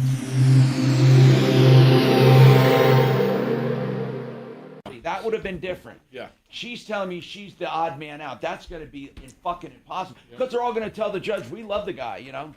The judge's not going to get 3 involved. years he's been conservative. Wow. Yeah. They'll milk that motherfucker. Good God. I can tell you right now that she was already a problem for the family before this whole Oh, yeah. thing Oh, yeah. started. No, you think? Just the facts, man. It's like, Just guess the why facts. we got a conservative bitch? It's because of you. Yeah.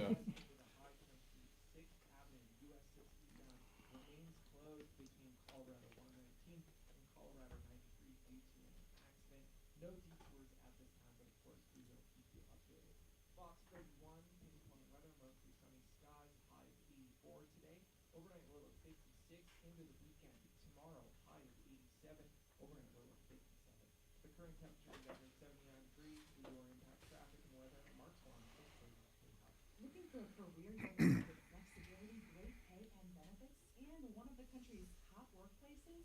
Join the growing team. Go to progressive.com/careers and apply online today. That's progressive.com/careers. Lazy Days RV is the RV authority. LazyDays.com is the website. Now, what I like about Lazy Days is their incredible inventory. Wow. If you're looking for new or used, you will love the idea that they have them all. From Class A's to pop-up campers to everything in between. Fifth wheels, bumper pulls. If it's an RV, they have it. LazyDays.com, including service. LazyDays.com.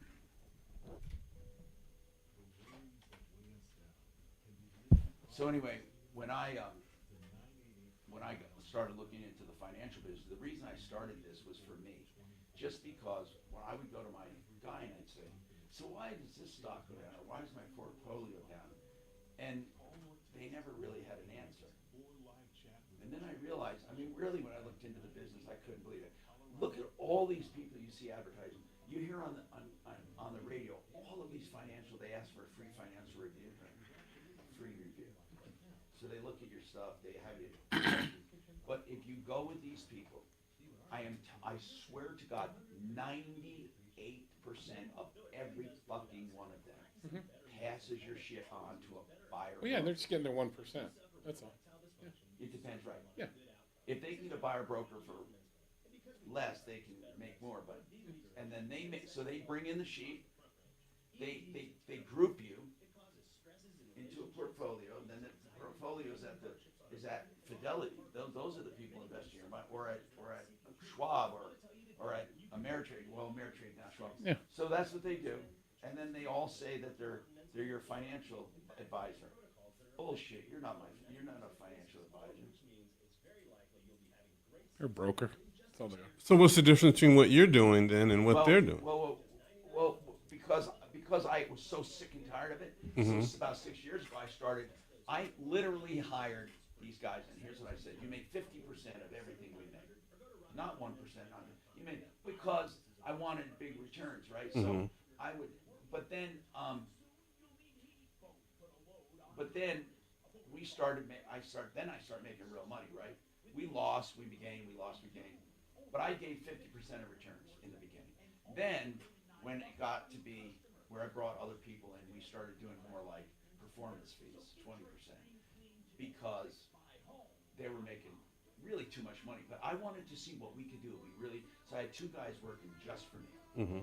Then a couple of friends came in, and of these 2 guys, one of them was licensed and everything, right? The other guy was an advisor.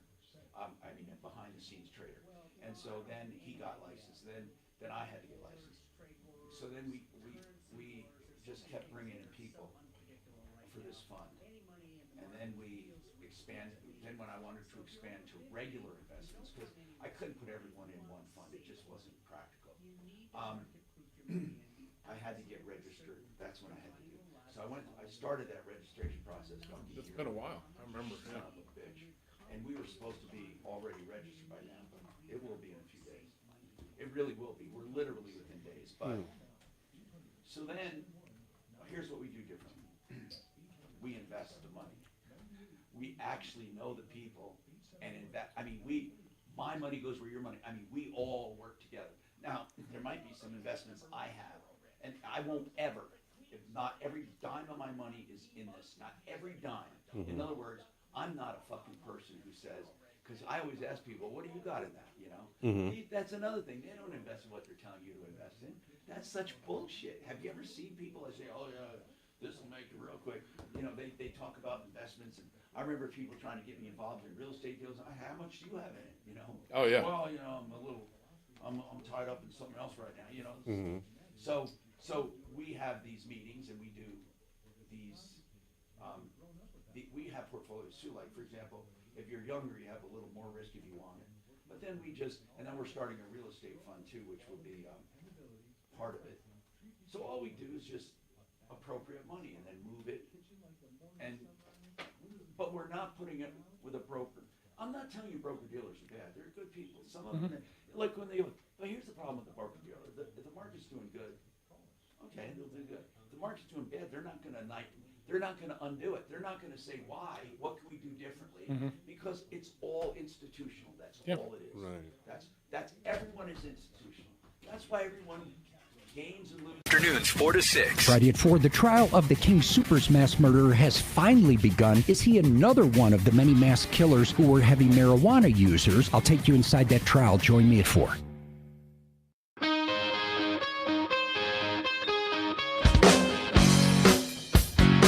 Hi, Tom Martino, your troubleshooter, 303-713-TALK, 713-8255. Bruce, what's going on with you, Bruce? Thanks for taking my call, Tom. Yes, sir. What's happening? At my girlfriend's apartment complex, she isn't getting mail. So I went to the post office and said, what's going on? I talked to the manager, and she said there's been so many break-ins that they take all the mail going there, they take it in to the complex management office and give it to them. And they told them... Wait a minute. So they don't deliver mail anymore? They just go to the office? Correct. All of the mail in the complex is delivered inside the office? Correct, instead of the mailboxes. And then you guys have to go in there to get your mail? Well, except one problem. They didn't notify anyone that was happening. And this has been going on for probably 3 weeks. Wait a minute. So people thought their mail just stopped coming? Exactly. Come on. Yeah. And so who didn't notify them? Like, whose idea was it? To drop off the mail at the management office? Yes. The post office. Why did the post office, wait a minute, why would the post office do that? Because there's probably 380 units in this complex, and the boxes have been broken into. Okay, I got it. So, Bruce, but when they drop off mail for 380 units, do they separate them? Yes, everyone has their own box for their apartment. Oh, okay. So it's just they just move the boxes inside. But management never put out a memo saying your mail's in here from now on? Correct. So when you went by your mailbox, you just saw it was empty? There wasn't even a note saying F you? I mean, you just didn't have mail. Correct. Come on. And- no one can be that and, stupid. All they had to do was put a sign up on the mailboxes saying, come on into the office. They didn't. And they have a daily email that goes out and never notified anyone. I find this so shocking. Is this run by Republicans or Democrats? I'm just kidding. Bruce, listen, man, really. So what did that do for that 3 weeks? There's apparently a pile of mail in the management's office. And how big is their office? Did they put up a sign after that? Have you insisted? Yeah. Have you insisted they put up a sign or notify people? Well, this just happened yesterday when I went to the post office and said, what's going on? The manager said, okay. They also advised them if they don't correct that within a specific date, they will return any mail that goes to that address. Return to sender. What do you mean? What do they have to do? I don't get you. Well, because the mailboxes for each unit isn't secured. They've been broken into multiple times. So they dump all the mail with the manager. You told me that. And then inside they have mailboxes. No. They have a pile of mail. There's no mailboxes in the manager's office. You said there was, man. You said there were mailboxes inside the office. I did not, Tom. Anyway, yeah, you did. You said each one has their own mailbox inside the office. You said that not 10 minutes ago. Okay, well, you misunderstood me. There's a building that Can you play that back, Dragon, please? You asked them if they're sorting it I when said, they are delivered they sorting it? He said, yeah. They separate it, and everyone has their own box in the office. The mail people did until they quit delivering to the mailboxes because they were getting broken into. So when they deliver, I'm going to ask this one more time. When they deliver to the office, it's in one big pile. Correct. And so the only way people can get their mail is if they went through the entire pile. Correct. And they've never notified anyone in the complex. Okay. They're actually breaking the law, you know.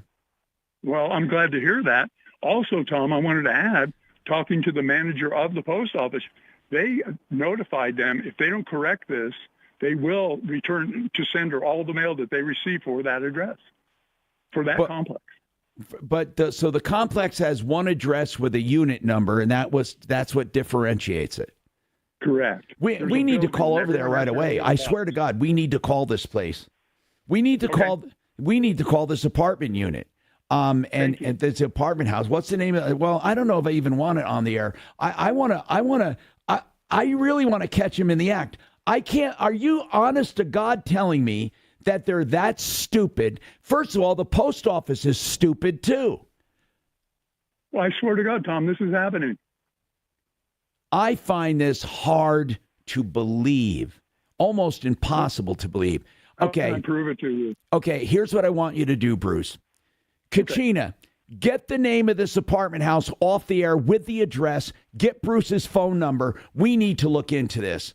We need to look into this damn thing. I even want to get video of the mail. I want to see what the hell they're doing. There's got to be like 40, 50 boxes of mail stacked up. It's been 3 weeks. 3 weeks with 400 I want to talk people. to the freaking post office. This is a major travesty, man. I'm serious. How many units?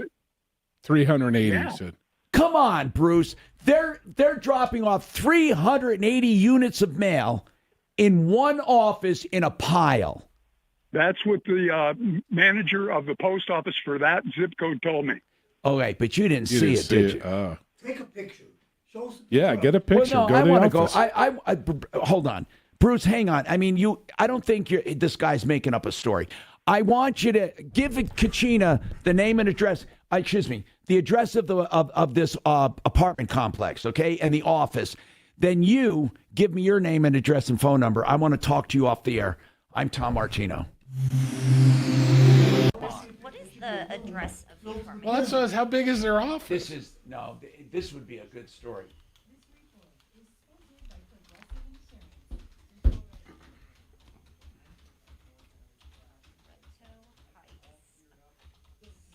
How many? 300? 380.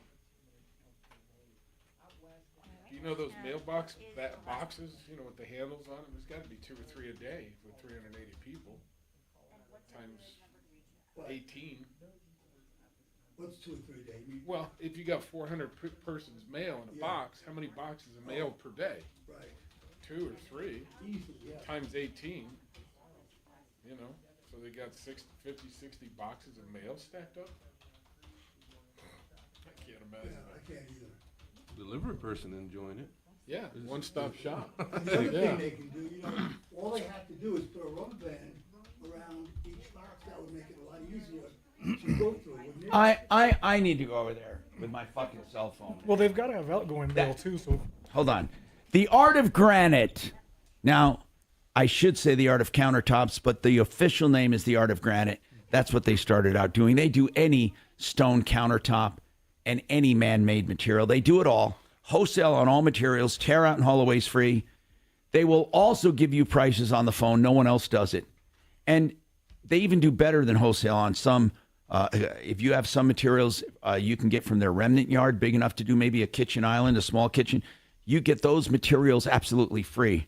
I'm not kidding. Call them right now for your price. 303-386-5919. 303-386-5919.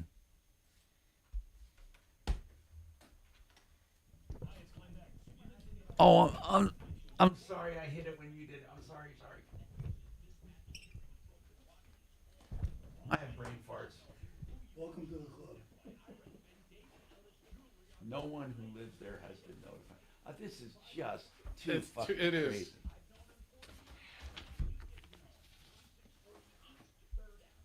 Oh, guys, we're crazy. 380 people just stood by while they're getting no mail for 3 weeks. In one, but he did say they all have their own box inside Yes, the he office. did. He did. What a fucking. Because you moron. asked him if they sorted when they dropped it off. You know, yeah. But I can't believe they have boxes in the office and outside. No, they don't. That doesn't make any sense. Here's the UFO, not the UFO, but the balloon. My friend took it with his camera. It's just a balloon. yeah. Just a balloon.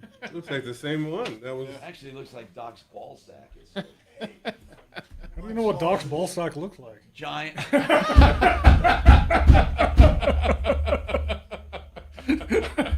Step into that one. Don't answer that one. Just leave it alone. Oh, shit. Did I fucking. I'm getting punch drunk now.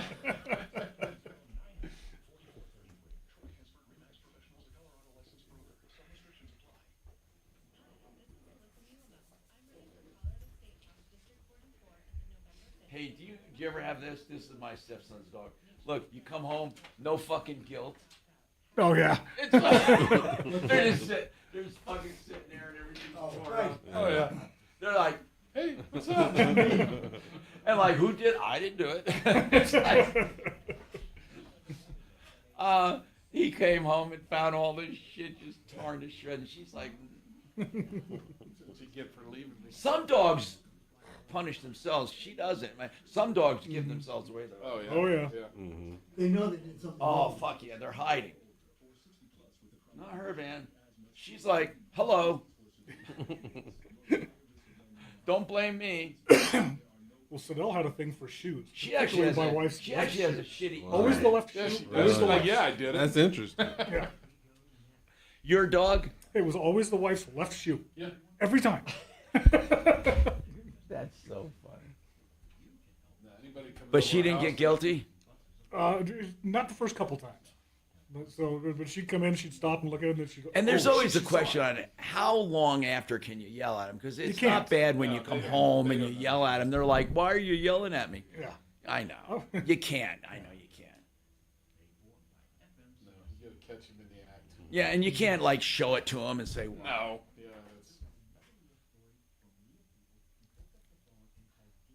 We had a little putting green in our backyard, and we had gotten a Weimer. And I didn't know you had to walk those dogs every day. A Weimer in it? Yeah. Yeah, they're active. Oh my All God. dogs basically need Yeah. to be. Mm-hmm. She tore up that Oh, heck little yeah. putting area. Well, no, they get. They get bored. Their brains Yeah. go crazy. Right. They need, you know, yeah. Because even my little guys, I take them every morning. Do you? Yeah, for about an hour. Okay. Mile and a half. We take our time. Mm-hmm. Mm-hmm. You know, throw the ball around a little bit. Just Right. in the park, and you know, if there's nobody there, with all the leash laws and stuff. Mhm. But you know, They get to sniff and pee and scratch. And Right. everything. So we're getting close to the election, guys. Holy shit, this is going to be a volatile fucking year. We're down to what, 60 days? Well, there's already early voting going on. No. Right Yeah, now. they said in the next week or two, early voting's going to start. Yeah. Well, the worst part is it's a popularity contest. People don't even know what the policies are. You know, it's like I hate Trump, so I'll vote for her because I hate him. Or, you know. Problem is, my dogs are no good on leash. Really? No. See, I got I never really trained them on leash. I've always had them on the field. Yeah. You know, they stick No, by that's me. totally different. Yeah. You have the field, but I mean around town. It's Well, yeah, but that's you know, we get into town and you know they're constantly tugging them. Brian Schuling. Tricia Calvarese, Democrat opponent of Representative Lauren Boebert in Colorado's 4th District, recaps her debate with the Congresswoman. And Christian Toto, HollywoodandToto.com, recaps Reagan and previews Am I Racist, coming to theaters starting at 2 on 630 KHOW.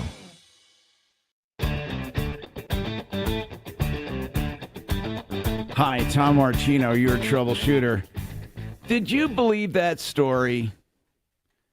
I mean, I'm going to check it out. 380 units. Now, if each gets a few pieces of mail, let's just do the math, okay? They got to have 50, 60 boxes of mail minimum. So did you do the math, though? Like 380, let's just say 380 with an average of 3 pieces. Sure. 3 pieces. So 1,140, or okay, 1,000 pieces a day times how many weeks? 3. So 3 times 50. 18 days. 6 days. 6 days. 18,000 pieces of mail. Just sitting somewhere, Yeah. unsorted, Yep. waiting for people. What if you have checks coming? You have bills due? I mean, I almost, by the way, me personally, I almost don't get any mail. Yeah. And I mean, I don't get bills and I don't get checks. I mean, everything's online. It's all digital. Yeah. What about do third-class mail? Don't you get loaded with those? I get the junk mail? Yeah, Yeah. but I don't care about. Yeah, you stand by the trash can while you read it. Yeah, I know, that's exactly what I do. I go to the recycle bin with it. Yep. But it's still a piece of mail that's No. allocated to you. No, obviously. That's all I'm saying. Yeah, you're right. But I'm wondering, though, if people depend on mail still for like their Social Security check or any other kind of check, or if they have bills that come through the mail. Do you guys have bills? Do you still get bills through the mail, Jeff? No bills. Rodney, do you? A little bit. A little bit? No, Yeah. but you still have your Oh, registration. come on, Doc. Do you write checks and pay your bills? Do you actually write? I sit down every Oh, God, he's every such an every old 10th fart. of the month and write out checks to everybody. Get off my yard. I want to know where my money goes. Get off my yard, you little whippersnappers. He writes out his bills. Oh, my God. Did you know that they got, like, electronic ways to do I didn't know that. Can you use your computer for that? I go online. I don't even see the bills anymore, but that's a problem, too, sometimes, because I want to see a trend one way or the other. And I anyway, use my Abacus and I'm fine. Kevin Kalkin, SheridanAutotech.com. Jeff Vick, TransmissionsDenver.com. JeffRCars.com. Ask for Rod Greer. He's a great guy. We got all kinds of stuff happening, but we're out of time. So remember, if you call 303-MARTINO, you'll get help. Really. Just leave your name and number, 303-627-8466. Save all your problems for me. Follow Tom Martino at Real Tom Martino and stay connected with all of us at 630 KHOW, KHOW.com, and on the iHeartRadio app. This is Denver's talk station, 630 KHOW. Celebrate September with Zero Res. 3 rooms of carpet clean starting at just $119 and take $75 off duct cleaning. Book online at ZeroResDenver.com. Forward or backward, it spells the same. Zero Res. Another insurance story from Smart Bunny. Smart Bunny. It's raining inside. Yeah, pipes burst, but we're covered with renter's insurance from Smart Bunny. Get up to $100,000 of personal liability coverage and up to $40,000 of contents insurance for as low as $15 a month. Hop on the Smart Bunny app for some renter's insurance. Smart Bunny Insurance. Smart Bunny. Smart Bunny. Your insurance super app. Insurance is sold by Smart Bunny Insurance Services and underwritten by various companies. Coverage exclusions and limitations may apply. It's hot out there, but the car market's heating up too. Get the season's best price for your car right now from America's Best Car Buyer. GiveMeTheVin.com. Sell us your car. GiveMeTheVin.com. So easy you can do it in your underwear. The word emergency.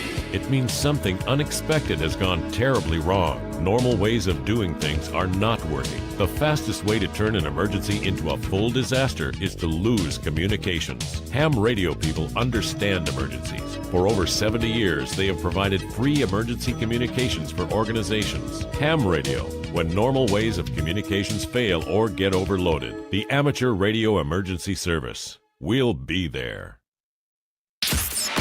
KRFX HD2.